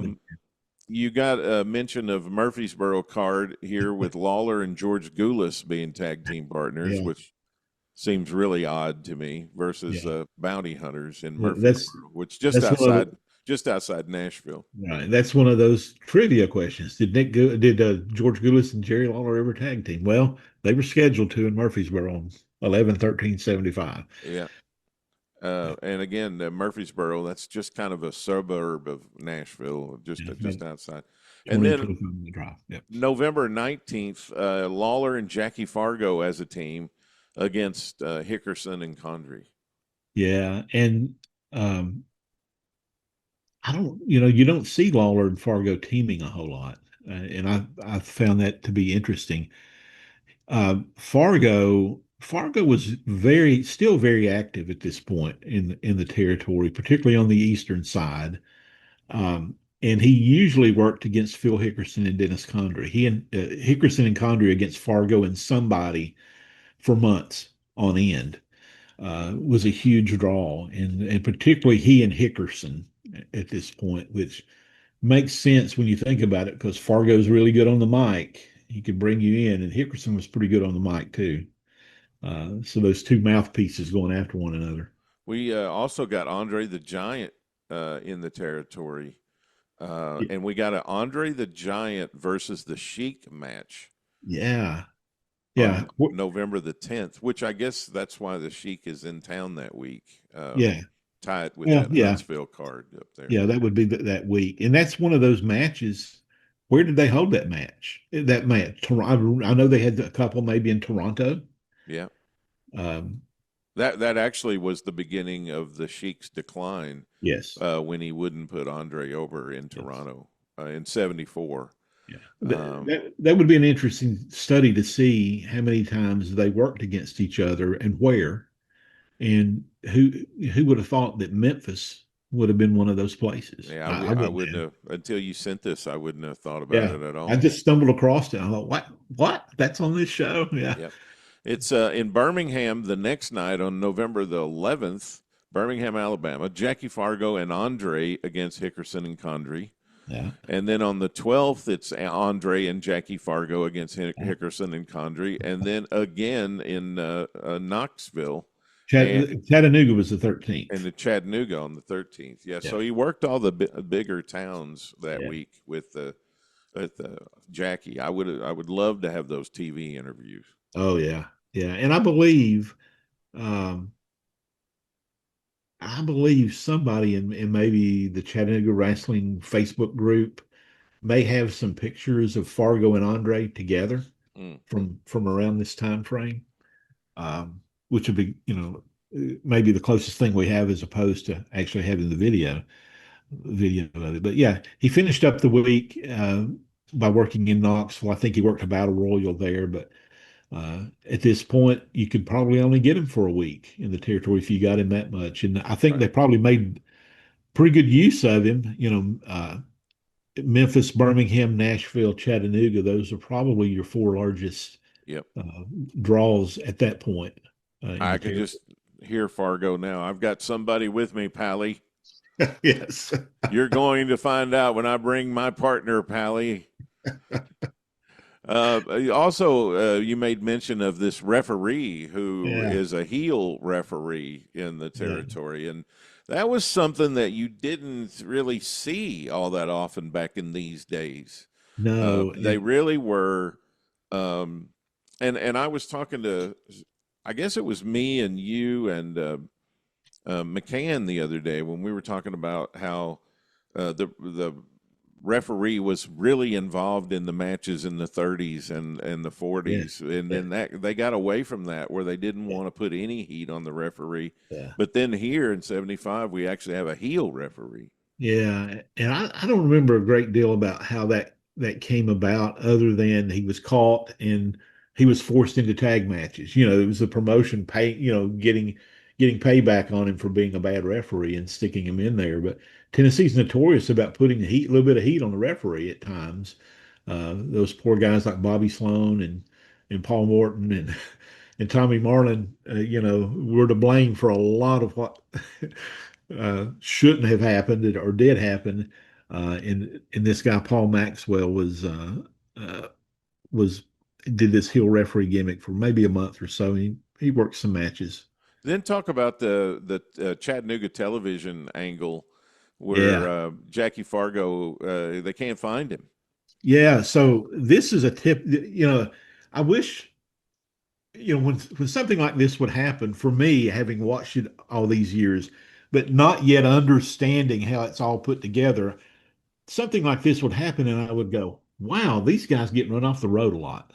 Why does this keep happening to these people? And we supposed to be here, but we can't find him, and we've called the police, and they're out looking for him. Exactly.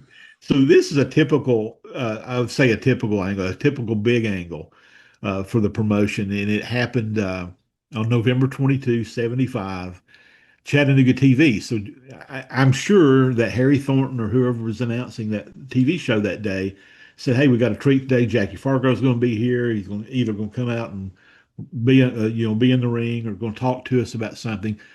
And then you build it a little bit, right? Nobody's seen Fargo. Where is he? Where is he? And you might even have the heels be a little bit smug about it. Well, yeah, Fargo, he's not going to show up. He's a chicken and all this. Well, finally, at some point in the show, here into the studio staggers Jackie Fargo, battered, bloody, clothes ripped apart. And he gets on the mic. And like you said, "Pally, let me tell you what happened." and he talks about being run off the road between Nashville and Chattanooga on his way, on his way to the TV show that day. And they ran him off the road. Not only did they run him off the road, they got out of their car and they beat him up. 3-on-1, the bounty hunters and Jim Kent, and left him laying, here. And that's why he's late. He couldn't get here on time. He finally got out and found his way to the TV studio. And of course, the flip on this is the show that what they were really selling was November 23rd or 20, the 23rd, which was the next night, which was the house show in Chattanooga, where Jackie says, I've got just enough time to call a partner that I know I can count on. I'm calling the Nut House in. Yeah. And so the next night, the show was probably somebody like Jackie Fargo and Jerry Barber against the bounty, Yeah. And so, or Jackie wrestling somebody else. And so Nick Gulas comes out and we're going to rework the card, and they shuffle some matches around. And you end up with the bounty hunters managed by Jim Kent taking on Jackie and Roughhouse Fargo. Now, the newspaper claim was the attendance was over 6,000, which is a full house in Chattanooga. That the auditorium at that point probably held just over 6,000.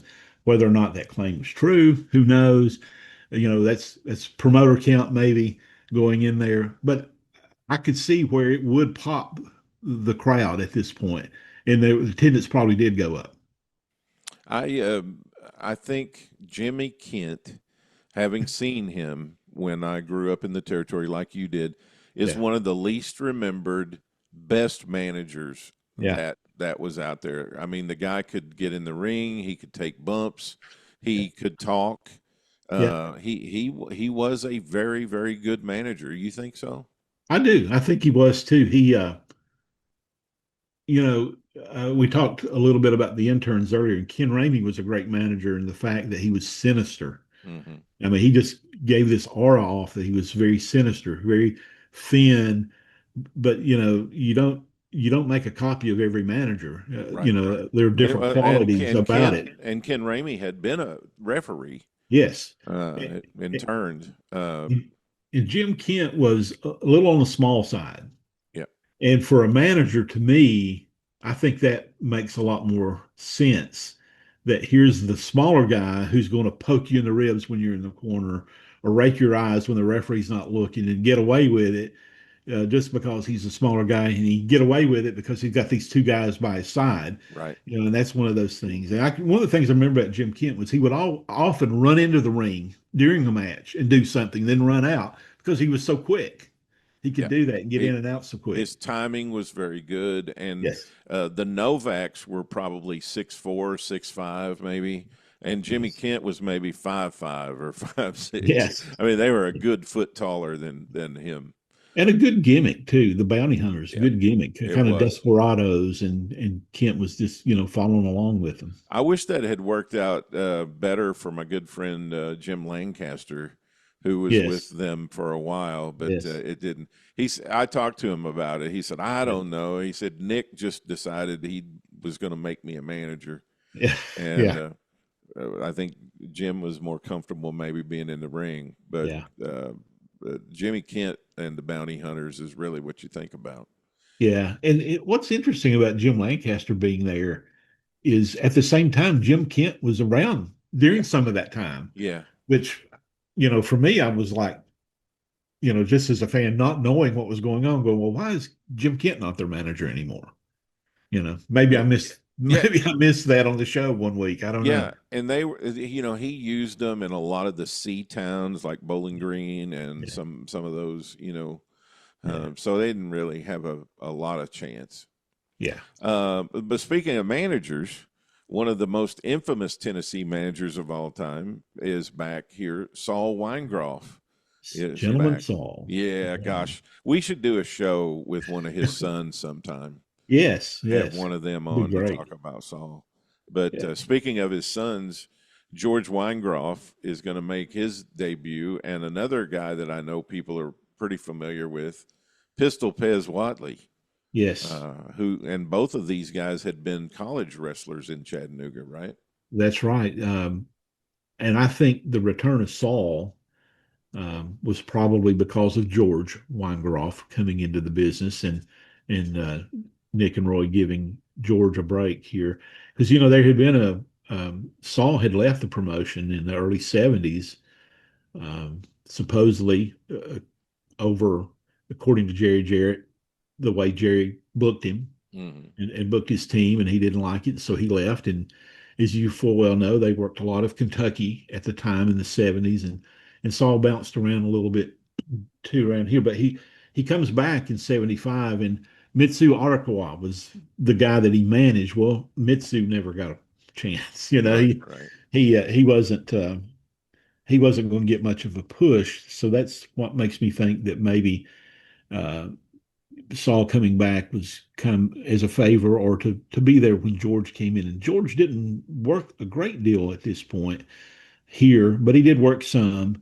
And of course, George is, when you look at the days of the ICW, he's probably considered a legend in those days because he worked so much there. And he was a tag team champion with Lanny Poffo. Yeah, good tag team. And Pez was there too. Pez turned heel and became partners with Rip Rogers. They became a modern version of the Hollywood Blondes, which is kind of funny on the surface. As you said, Pez was a local boy. He was from Chattanooga, so he got some good press here. But he did work, other cities in the territory. Pez was an amateur wrestling star at Notre Dame High School in Chattanooga, and then went on to the University of Tennessee at Chattanooga, where George Weingeroff also went. And I believe George was a amateur wrestling star at the Tennessee School for the Blind in Nashville. And I'd always heard, I don't remember the specifics on it, but I always heard Pez Whatley had married a lady from Paducah, Kentucky, and was kind of making his home there. I don't know exactly what year that was, but by the time that he was wrestling in ICW, that was part of the appeal in Paducah for Pez, was that he was married to a local lady. The midget girls are in November as well, and this is some of the carnival aspects of pro wrestling. Having something for everybody, and the midgets would be very much a comedic act a lot of times, and especially if you're going to use the midget girls or women.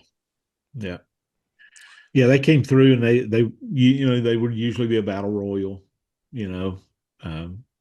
or some type of you stick them all in the ring at one time and watch them, or maybe do a tag match with them. So we got some interesting athletic commission business that we want to talk about. And the first one has to do with what we briefly mentioned earlier about the Jerry Lawler versus the DJ. Yeah. So I have studied the Tennessee Athletic Commission meeting minutes from 1955 and up until 1980. And you're talking about some dry reading, boys. Woo! I tell you, it really is. But one of the things, I could talk about what my beliefs about this particular commission, and not the current one, but the commission that was in place in 55 to 1980, and how useful they weren't. But one of the things that they were concerned over was a show that took place on September 7. Now, it wasn't a wrestling show, okay? It was an event that took place at Lakeland Amusement Park in Memphis on September 7, so early September. And the deal is Jerry Lawler is going to appear at Lakeland, and he's going to work a match against WMPS DJ Ron Jordan. And so Ron Jordan, I guess for that time, would have been a shock jock type guy. He was very egotistical on air, very blunt and very bold on air. And so you can imagine sticking him and Lawler together, and those two bantering with one another. And at some point going, well, you don't know anything. Well, let's just meet at the ring, And so this was a way to drum up business for Lakeland Amusement Park is what it was. Right. And so the Tennessee Athletic Commission comes in and goes, does Ron Jordan have a license? Who's promoting this? How much tax money are we going to make out of this? Right. As if it were an event being held at the Mid-South Coliseum, And this just to me shows how out of touch the commission was. Although the gentleman who reported it was Guy Coffey, who was a Tennessee athletic commissioner at the time, and Guy Coffey, in a few years, began to work for Jerry Jarrett.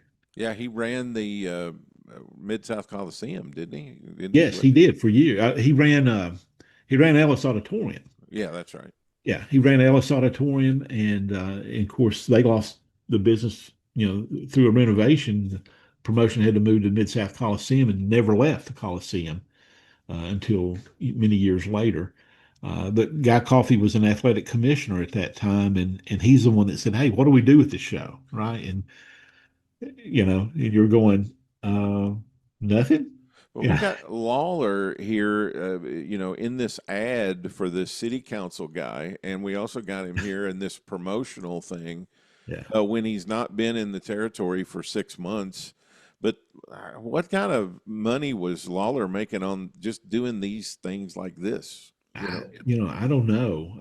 Was he doing it for publicity to get his name back out, or was yeah. I can't imagine if Lakeland Amusement Park was going to set up something like this that Jerry Lawler and Ron Jordan weren't paid something. I can't imagine the Gulas-Welch office not knowing about it or being involved somehow, but their names are never mentioned. So, right, which may be connected to your beliefs about the athletic commission. I don't know. Yeah, or I guess Lawler could have done it on his own, maybe. But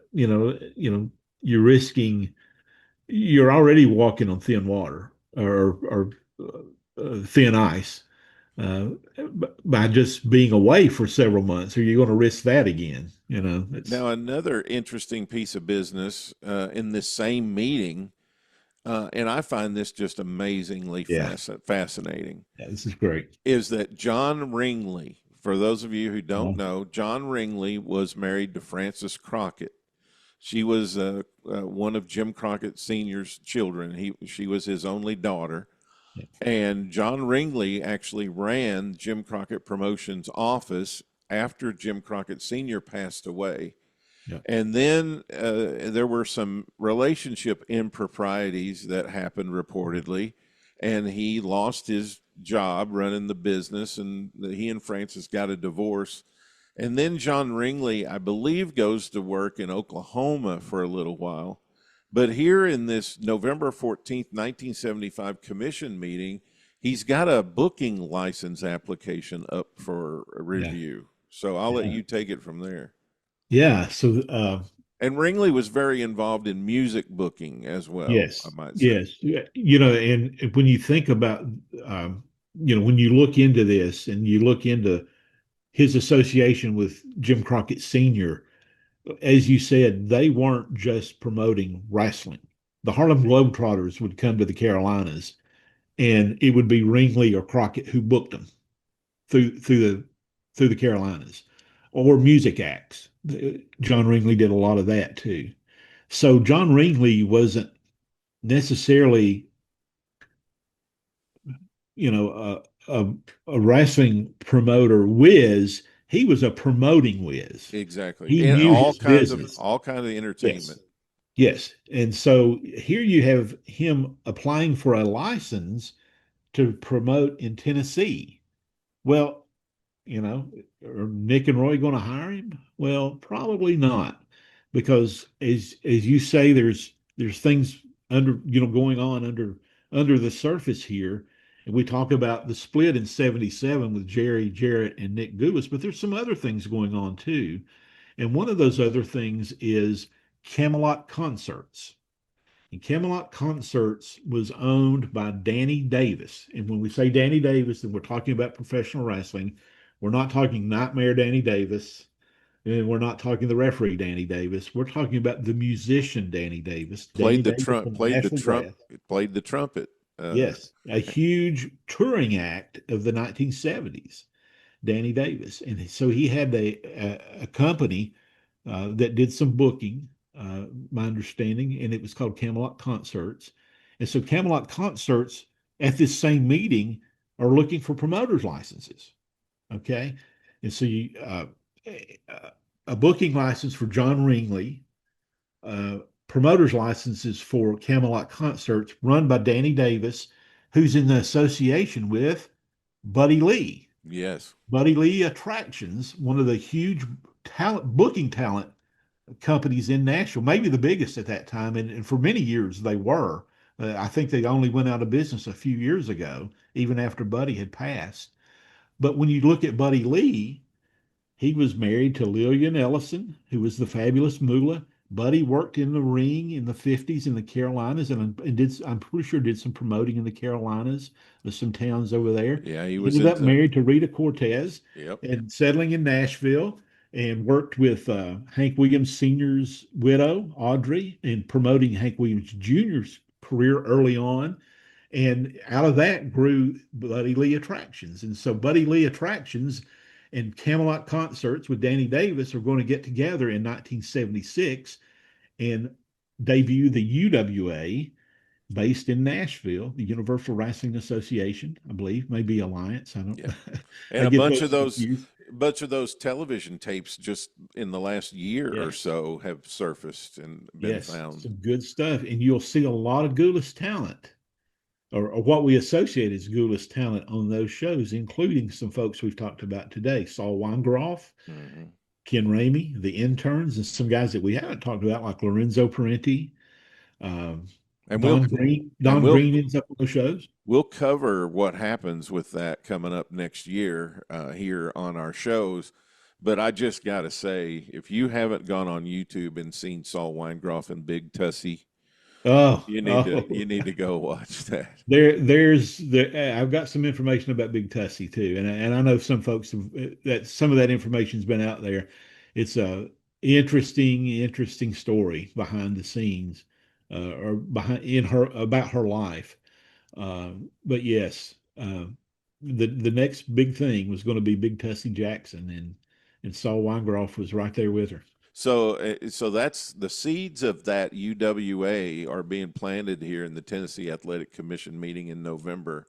So as boring and dry reading as it is, Tim, I really appreciate you doing the reading, because it comes up with these really interesting little nuggets like this. Yeah. And, you think about this, they didn't act on these, the commission did not act on granting any of these licenses in this meeting. So they have a meeting in December where there are no written minutes. It was an audio there was an audio version of the meeting, and who knows if that even exists. So we don't know what happens. But I guess I'll give a spoiler away here. John Ringley's not in the picture in January. Right. But you have to wonder, someone with his ability and talent, what would have happened if he had been the force behind the UWA? How different would 1976 have been in the state of Tennessee? And I'll just save this for our next show in 76, but I know the reason why he's not involved. Okay. So we'll save that and keep that. So we'll use that as a don't miss next week's program. There you go. So going into December of 75, the Lawler and Dundee deal gets a little bit more serious, I guess, because Dundee's more on the babyface side. Lawler has turned heel. Yes. And so we get a little bit more previews of coming attractions. That feud's going to last for the next 10, 12 years. Yes, forever. Throughout Tennessee. Yeah. Go ahead. You want to say something about that? Well, Jerry Lawler is one of my favorites. He's so talented in so many ways that engage you as a fan. I love Jerry Lawler as a babyface, but man, 1970s bad guy Jerry Lawler was the absolute best. I'll always think of him that way because that's how I first saw him. Yes. He'd get on there and, look out into that crowd and call them a bunch of rednecks, and you're going, well, you're no different than us. Who do you think you are, buddy? Yeah. Just that ability just to get under your skin so easy and so quickly. And again, his interactions with Lance Russell are iconic, but his interactions that no one has ever seen with Harry Thornton and with some of the other announcers throughout the territory were just as iconic as his ones with Lance. And Yeah. that's how talented Lawler was. I'm just tremendous. The kids today would say Riz, right? yeah, Charisma. right. Yep. He oozed it, oozed it. Now you got a version of the TV guide. Now back in these days, we would get TV guides that were customized for our area with our channels and with our shows, and it was a local schedule printed in a very nice little 8x10 magazine. But you guys got one with Harry Thornton on the cover. Yeah, this came through the Chattanooga News Free Press newspaper. So this was the Sunday version, and it was on there. And so Harry Thornton in 1975 is dressed up as Santa Claus. And you know, for what you want to say about Harry, and you and I have said this before, was he on the level of a Gordon Sully or a Lance Russell or a Les Thatcher or Jim Ross or whoever you rank up there as being so good? No, he wasn't. But he was what was needed at the time in Chattanooga. He was a broadcasting legend, had been around since the 40s with maybe a little bit of gap when he was in the military, but he came back and he was on radio for years. He was on television for years. He and became the host of the TV wrestling show in the mid 60s or in the 60s and stayed with it until the end. He was also the host of a daily talk show Monday through Friday in the morning called The Morning Show on the CBS affiliate that drew double the ratings of whatever was on the NBC and ABC affiliate. It was localized, so that was part of the appeal. But I have to think part of the appeal was Harry. Right. Just so many people had grown up with Harry that they tuned in to Harry. And Harry wasn't shy about being bombastic, controversial if he wanted to. Sometimes you just tuned in to see what was going to happen. And I think that just shows the promotional smarts of Nick and Roy. Yes. That when television came around in all of these major markets they were in, their television host was very tied into the community. And in a lot of cases, especially in Harry's, had a piece of the town. I mean, they gave him a percentage of ownership in just that particular town to help draw fans and sell tickets, which to me is just business genius. Yes. And so in 1975, who are you going to ask to be Santa Claus? Well, you put it on Harry Thornton. Uncle Harry.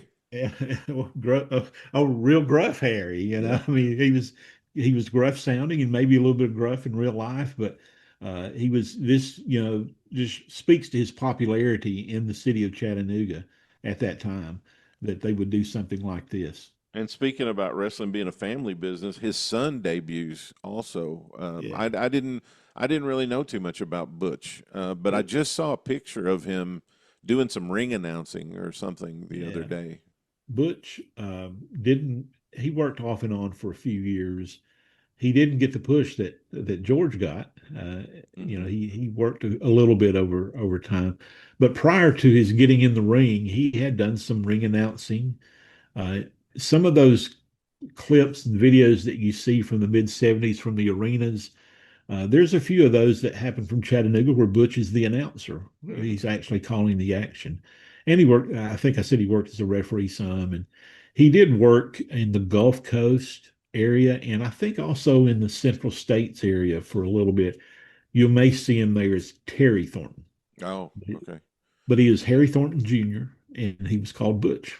Wow. Roy Welch is sort of infamous for being one of the promoters back in the 30s and 40s that introduced the Bears.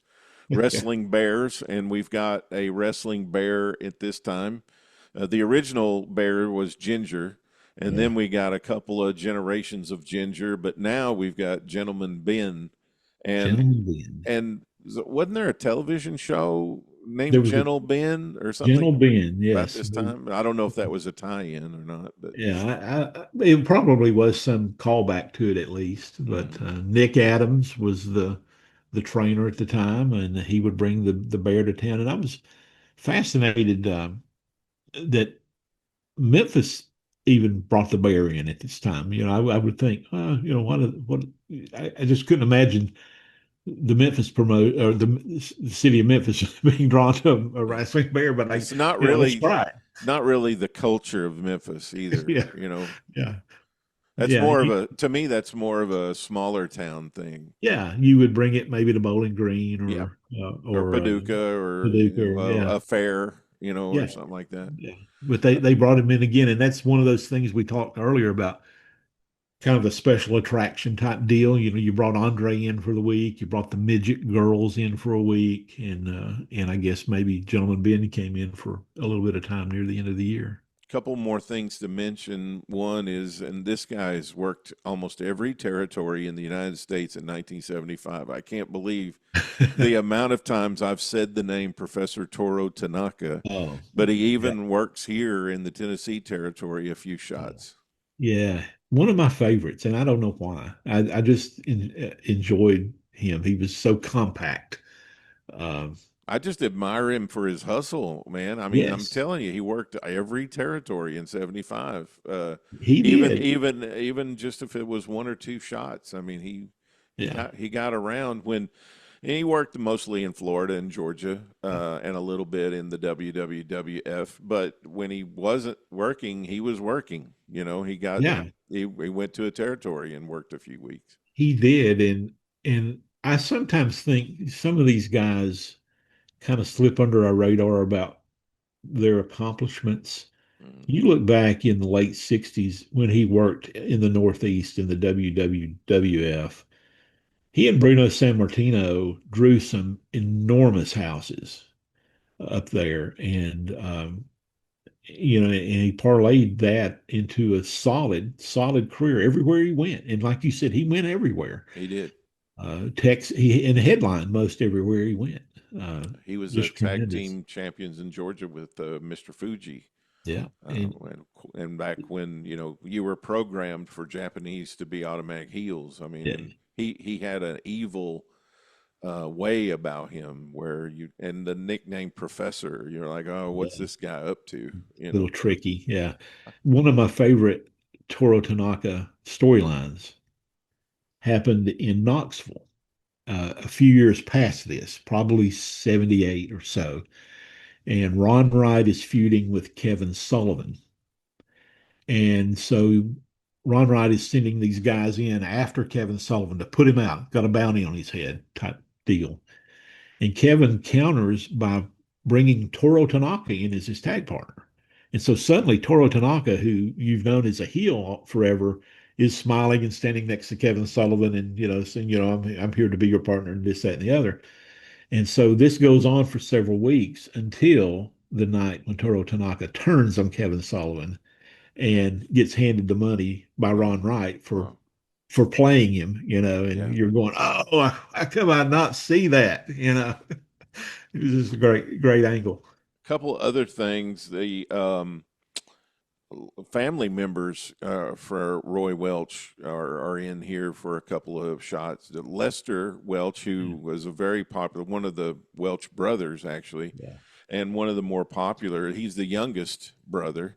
Comes in and was probably the most authentic cowboy of the Welch. Yeah. Yes. He loved horses and loved Yes. doing that kind of stuff. What was Lester doing in here? I think he mostly worked as a special referee. And I wonder too, if maybe he did some of the booking for a short time. I mean, because that's one of the things he's known for in the business Yeah. is for his booking. And also Jackie and Roy Lee, his sons, come in I for a few know weeks too. they were in the strip mining business by this time. Yeah.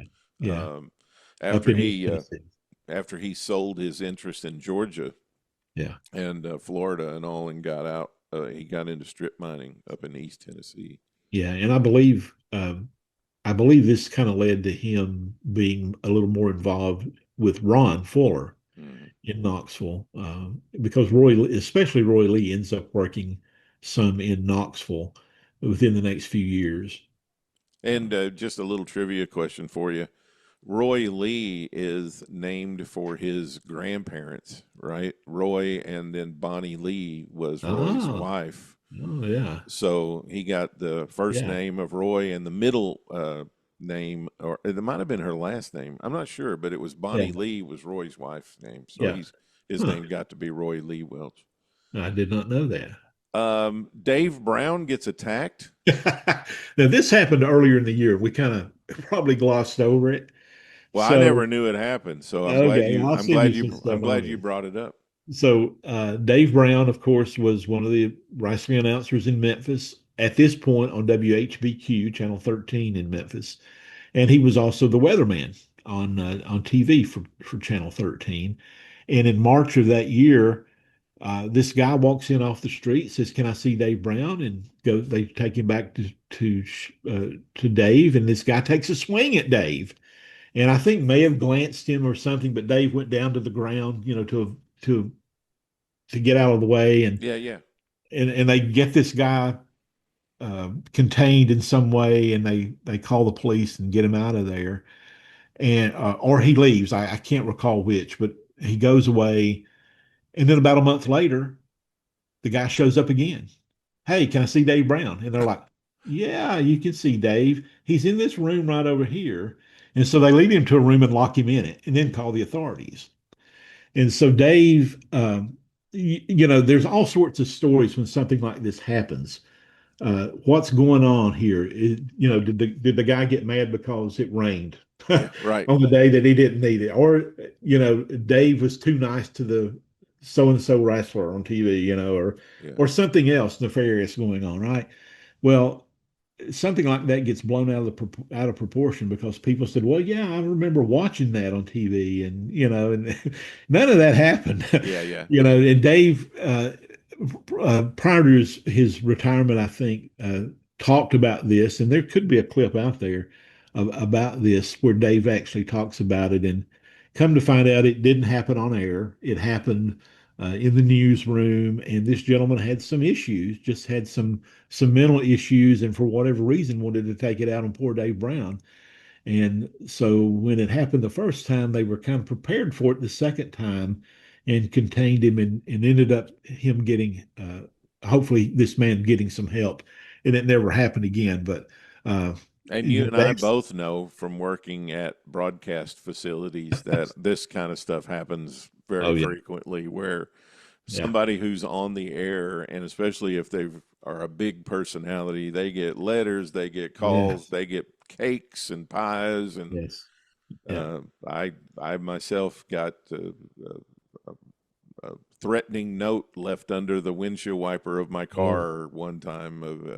Police got called, and the lady got arrested for leaving me a note, and it's kind of a crazy business, very Yes. much like wrestling business. Yes. Yes. There's some parallels there for And then sure. you got Dave in both. So Yes. Yes. and then there's another item you mentioned here about a wrestler who's not the famous wrestler we're more familiar with, Arthur Williams, who wrestled under the name Rufus Jones, Yeah. is shot and killed. Yeah, he was particularly known in West Tennessee, probably in Arkansas and Mississippi, and he worked some for Nick and Roy. Never a major star. I can imagine he probably, if there were some independent shows there, he probably worked those too. When you go back and see some of the results through the years, you may see a Rufus Jones prior, obviously to this. And that doesn't necessarily mean it's Kerry Lloyd, who was Rufus R. Jones. Right. Now, Rufus R. Jones was in the territory, I think, in Right. 74, and that was Kerry Lloyd. That was Rufus R. Freight Train Jones. But there was also a Rufus Jones, whose name, as you said, was Arthur Williams, and he and a companion were shot and killed in April of that year. The gentleman who did that was captured and convicted of that crime later on.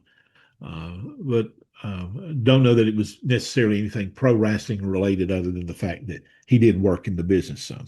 Then two other athletic commissions before we wrap up the show. One is this dispute, and I'm interested to hear this about Bill Warren, who was a promoter for Gulas-Welch, because Bill Warren actually promoted Paducah. Right. But the dispute in the athletic commission involves a town in Tennessee, which is Jackson. So what happened between Bill Warren and the Gulas-Welch office? Uh, that's a good question. I don't know how clear it is about what really went on, other than um, that there was some issue. It seems to me maybe that either Warren wanted to run on his own, or Gulas-Welch wanted someone else to run Jackson. It's to me one or the other. Warren had been there in Jackson several years at this point and had kind of revived the business in Jackson to some degree. They even had a live TV show at this time in Jackson. Mm. Uh, so Just about to get a new building too. Yeah, about to go in that Coliseum, and so um, October 2nd appears. They have this show with a singing group or a musical group, Ferris Lanier Jr. and the Jacksonians. Okay, Okay. and so you're having a concert before a wrestling show. Well, that happened to be the last wrestling show in Jackson until February of '76 because of this dispute. Mm. And so there's not a whole lot out there. There's a newspaper article that just says there's something going on about Warren wanting maybe to get a new sponsor, which would seem to indicate maybe he wants to run on his own. And there were some guys out there in West Tennessee uh, where he could have formed a group or promoted on his own. You had guys like Levon Stone and some of those guys that had worked for Phil Golden nearby earlier in the '70s who could have run some shows there. So I don't know if that was the case or if it just got to be the case where Gulas and Welch just said we want somebody else in there, and then somebody else in '76 when they come back is Jerry Jarrett. Jerry is the one that comes in and ends up promoting the first shows in Jackson in '76. And that's about the same time frame that they stopped running Paducah. Yeah. They used to run the St. Mary's High School Gymnasium in Paducah, and Bill Warren, who's prominently in the newspaper ads. Oh, okay. Yeah, they've got he's pictures in there. The promoter Bill Warren presents, Yeah. and but it's a Gulas-Welch because Jerry's on many of those shows. They used to run ads with Jerry and his horse. Stallion, and Yes. so that solves a little bit of a mystery to me because I always wondered. Do you have any idea where Bill Warren was from? I think he was from the Memphis area. I want to say he was a businessman in Memphis. Okay.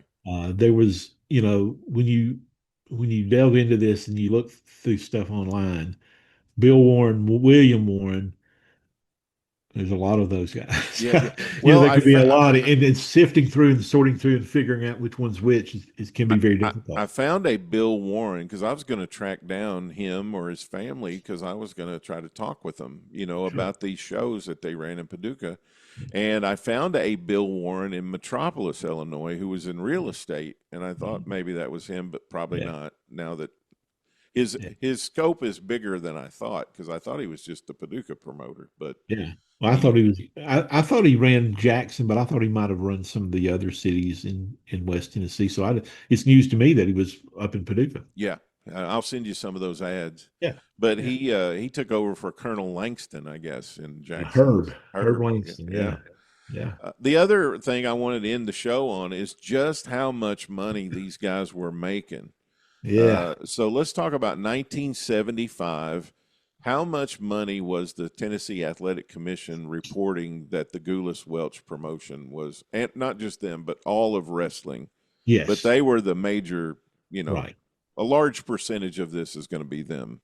So the Tennessee Athletic Commission, the records and some of those records do have, I guess you could call them ledger sheets, which shows how much money they took in each month. And it's broken down by category. And so the athletic commission covered boxing, wrestling, and at times auto racing. And when you look at those three, which one do you think is going to bring in the most money? It's going to be pro wrestling. Yeah. Boxing, a pro boxing card in Tennessee, it didn't happen very often. John Tate in Knoxville in 1980, because John, ended up living in Knoxville. They had a card there, but the commission was on its way out at that point. And auto racing was just something that I still can't figure out how they calculated that money in there. But most of your money that the Tennessee Athletic Commission took in was through taxes. Now, they also took in money through licenses. So your promoter, your booker, what they called booker, well, more like a booking agent, not a creative booking. Right. And each wrestler, each referee. Talent management, essentially. Yeah, talent management. That's a good way to put it. Everybody had to have a license that was involved in this. And now licenses weren't much, $15 maybe at the most, maybe 25. I can't recall. Now your booking and promoting licenses were a little bit more. Mm-hmm. So when you look at the figures that are brought in, and we're talking fiscal year, which was July 1, 1974 until June 30, 1975. That money that was brought in through into the commission through boxing, wrestling, auto racing, licenses, taxes was $73,555. Okay. Now let's remove the live show tax from that. And the live show tax is $63,220. So $10,000 of this was licenses and some of these other things that how they brought in money. So your live show tax was 63,220. And that is 4% of a house show, okay, or the house show business. So if you ran a show and made $10,000, you had to pay 4% of that money to the athletic commission. You and I were talking earlier about somebody showing up wanting their tax money at a show, and that's that's what this was. Now, a lot of these shows, if you didn't draw much, you didn't have to pay much, but you weren't making much anyway. But if you drew a good crowd, that was a drop in the bucket to what you took home. Of course, comparatively speaking. So if you take this 4%, you look at it, $63,220, and you kind of extrapolate that on out, it comes out to $1.58 million on wrestling shows, mostly wrestling shows. There might have been a boxing show or two in there, probably not. Yeah. So most of that money is based on pro wrestling because pro wrestling ran almost every night, multiple shows every night in the state, and weekly. So this added up pretty quick. Now, one of the great things I love about research is called the inflation calculator. Yeah. And so if I stick that $1.58 million into an inflation calculator and say this was the money, what the money was worth on June 30 June 30, 1975, what is it worth now? And it comes out to being $9.574 million. Almost $10 million. Almost $10 million in today's money. Oh, wow. And so you can imagine what you could do with 10 million today and what you could do with 1 million then. And just a reminder, this is only in Tennessee. Yes, that's a key point because you had Kentucky, which did have a commission as well, as you said, as you and I talked about. Yeah.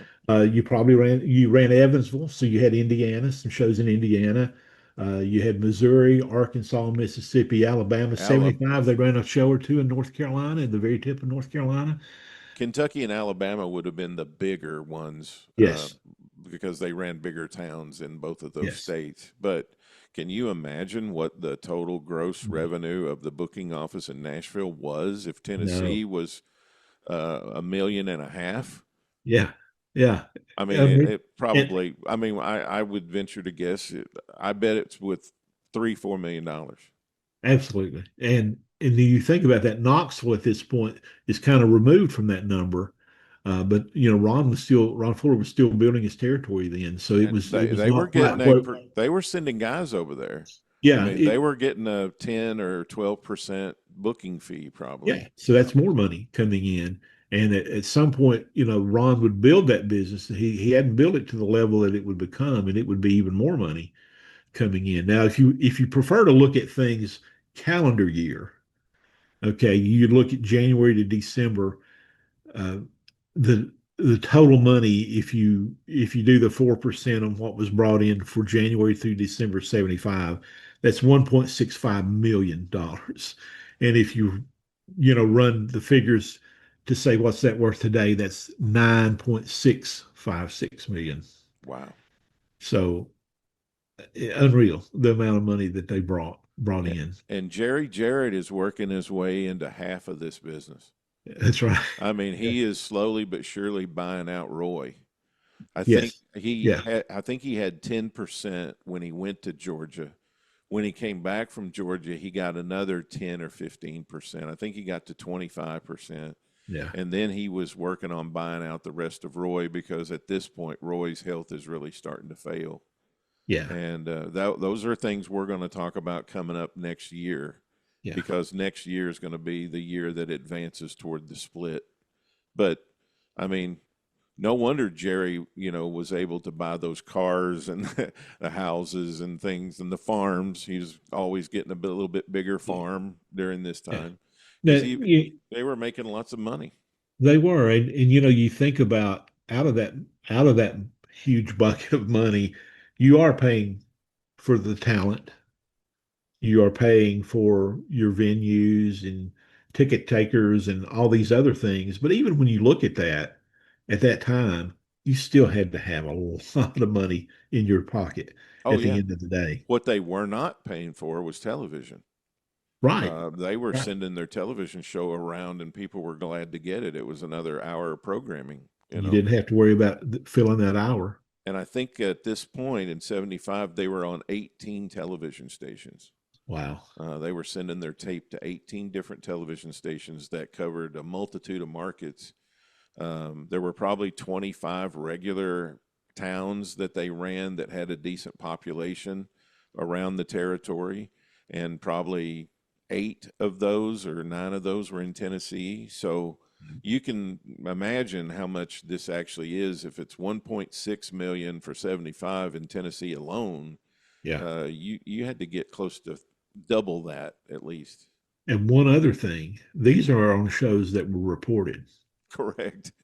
So and now, no wrestling promoter in the history of times ever over-reported their taxes. Well, and what's going to get reported is Memphis, Nashville. You're going to have an inspector show up at those shows because we know you're having it this week. Yeah. But you might have a show in, Cowan, Tennessee, a little bit off the beaten path between, a little bit toward Middle Tennessee. You might have a show there, and if the inspector don't show up, what are you going to do? You're going to pocket that money, I'm sure, probably, right? You come to some of those small towns, you fill those buildings up. And hopefully nobody has a distant cousin at the athletic commission that they went to the wrestling show last night. That's right. They check their records and find out we didn't get a report from that Hickman, Kentucky show, And I don't know how much of that went on, but it had to, because the athletic commission never had enough inspectors. You couldn't cover all those things. And, particularly in East Tennessee for shows, they never had enough inspectors.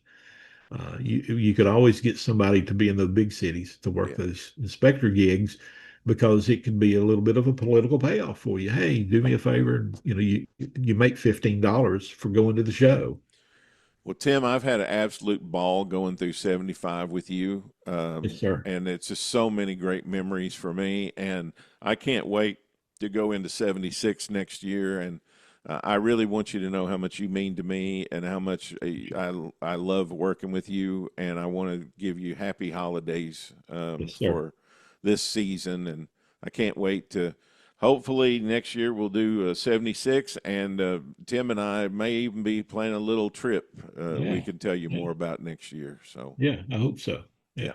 All right, Tim Dills, everybody. Tim, thank you, man. Yes, sir, Tony.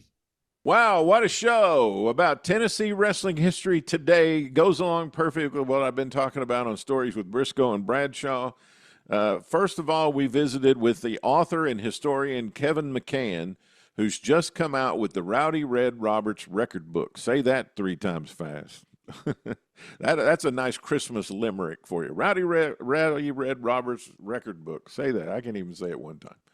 But a lot of great information. I'm so grateful and thankful to Kevin for writing this book about someone who has long been since forgotten by most wrestling historians, who was a really key heel in the Tennessee Territory for Roy Welch and helping building it. And he put his body and all the wrestling undertaker on the line every single week in all these towns around here for Roy Welch and Lester and Herb and all the baby faces. Rowdy Red Roberts, what a great character.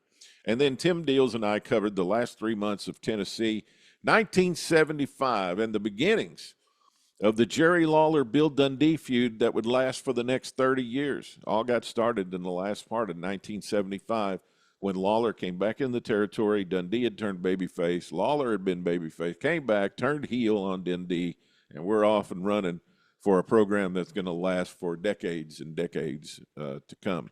Let me tell you about and I'm so thankful to Tim, who's been such a great resource. Kevin and Tim both have provided such great information for the Briscoe and Bradshaw show, and I'm definitely going to credit them when we get to the last episode. Okay, let me tell you about my social media channels, and we'll get on out of here today. You can hook up with me at Facebook, the Pro Wrestling Time Tunnel Facebook group. Send me a little a little application for membership there, and it's easy to do and fill out and agree to our rules, and I'll put you in. We're growing by leaps and bounds, 20, 25 members every single week, and we want the next member to be you. Come in, be friends with us at the Pro Wrestling Time Tunnel. We got a ton of great experts. We have a lot of great posts, and it's a good group for people who want to take pro wrestling history seriously. We don't put up with a lot of gaga in there. On YouTube, you can get all our videos plus clips of our show, clips of other shows that I've been on and guested on, plus wrestling matches from the past and a whole lot more at the Pro Wrestling Time Tunnel YouTube channel. And probably my biggest platform where people follow me the wrestling stuff the most is on X, formerly Twitter. It's Tony Richards 4. It's Tony Richards 4, and of course with the @ symbol. And you can follow me, and I post every day on X. Most of the time I post birthdays, and I post RIP salutes and photos and clips of our show, and a lot of other answer questions and a lot of other great stuff. And of course, the Substack channel, Tony Richards 4 at Substack, Pro Wrestling Time Tunnel, the Daily Chronicle Pro Wrestling History newsletter every single day. 31 great announcers from the television era and the territories of pro wrestling. That series comes out at least one time a week. And then also I give you the special series, The Evolution of Pro Wrestling, for those who want to be premium subscribers and you want to contribute to the work that I do to put this podcast on, to all the history work I do that goes into shows like Briscoe and Bradshaw and WFIA and all of the shows that I participate in, all the books that I'm writing, all of that stuff. Thank you so much for those who become premium subscribers and you support me financially. I appreciate you more than you can know. Next week here on the Pro Wrestling Time Tunnel, we're going to the deep, deep, deep in the heart of Texas. Greg Klein is going to be here, and we're going to talk about the Dallas office loop, Dallas, Fort Worth, San Antonio, Corpus, and the city of Houston, Texas, for the last 3 months of 1975. And also, in part 2 of next week's show, Dan Black, a very good friend of mine who grew up in Amarillo and is doing wonderful, great things through his organization that we will talk about on next week's show. Dan will be here, and we will do Amarillo the last half of the year. And we're leading up to Terry Funk's NWA World Championship win. And we will document what went on in the Amarillo territory to get to that on next week's show. So I hope you will join us. And remember, we got a big Christmas super show coming and a lot of other great things. Just keep watching, keep listening, and thank you for all your support.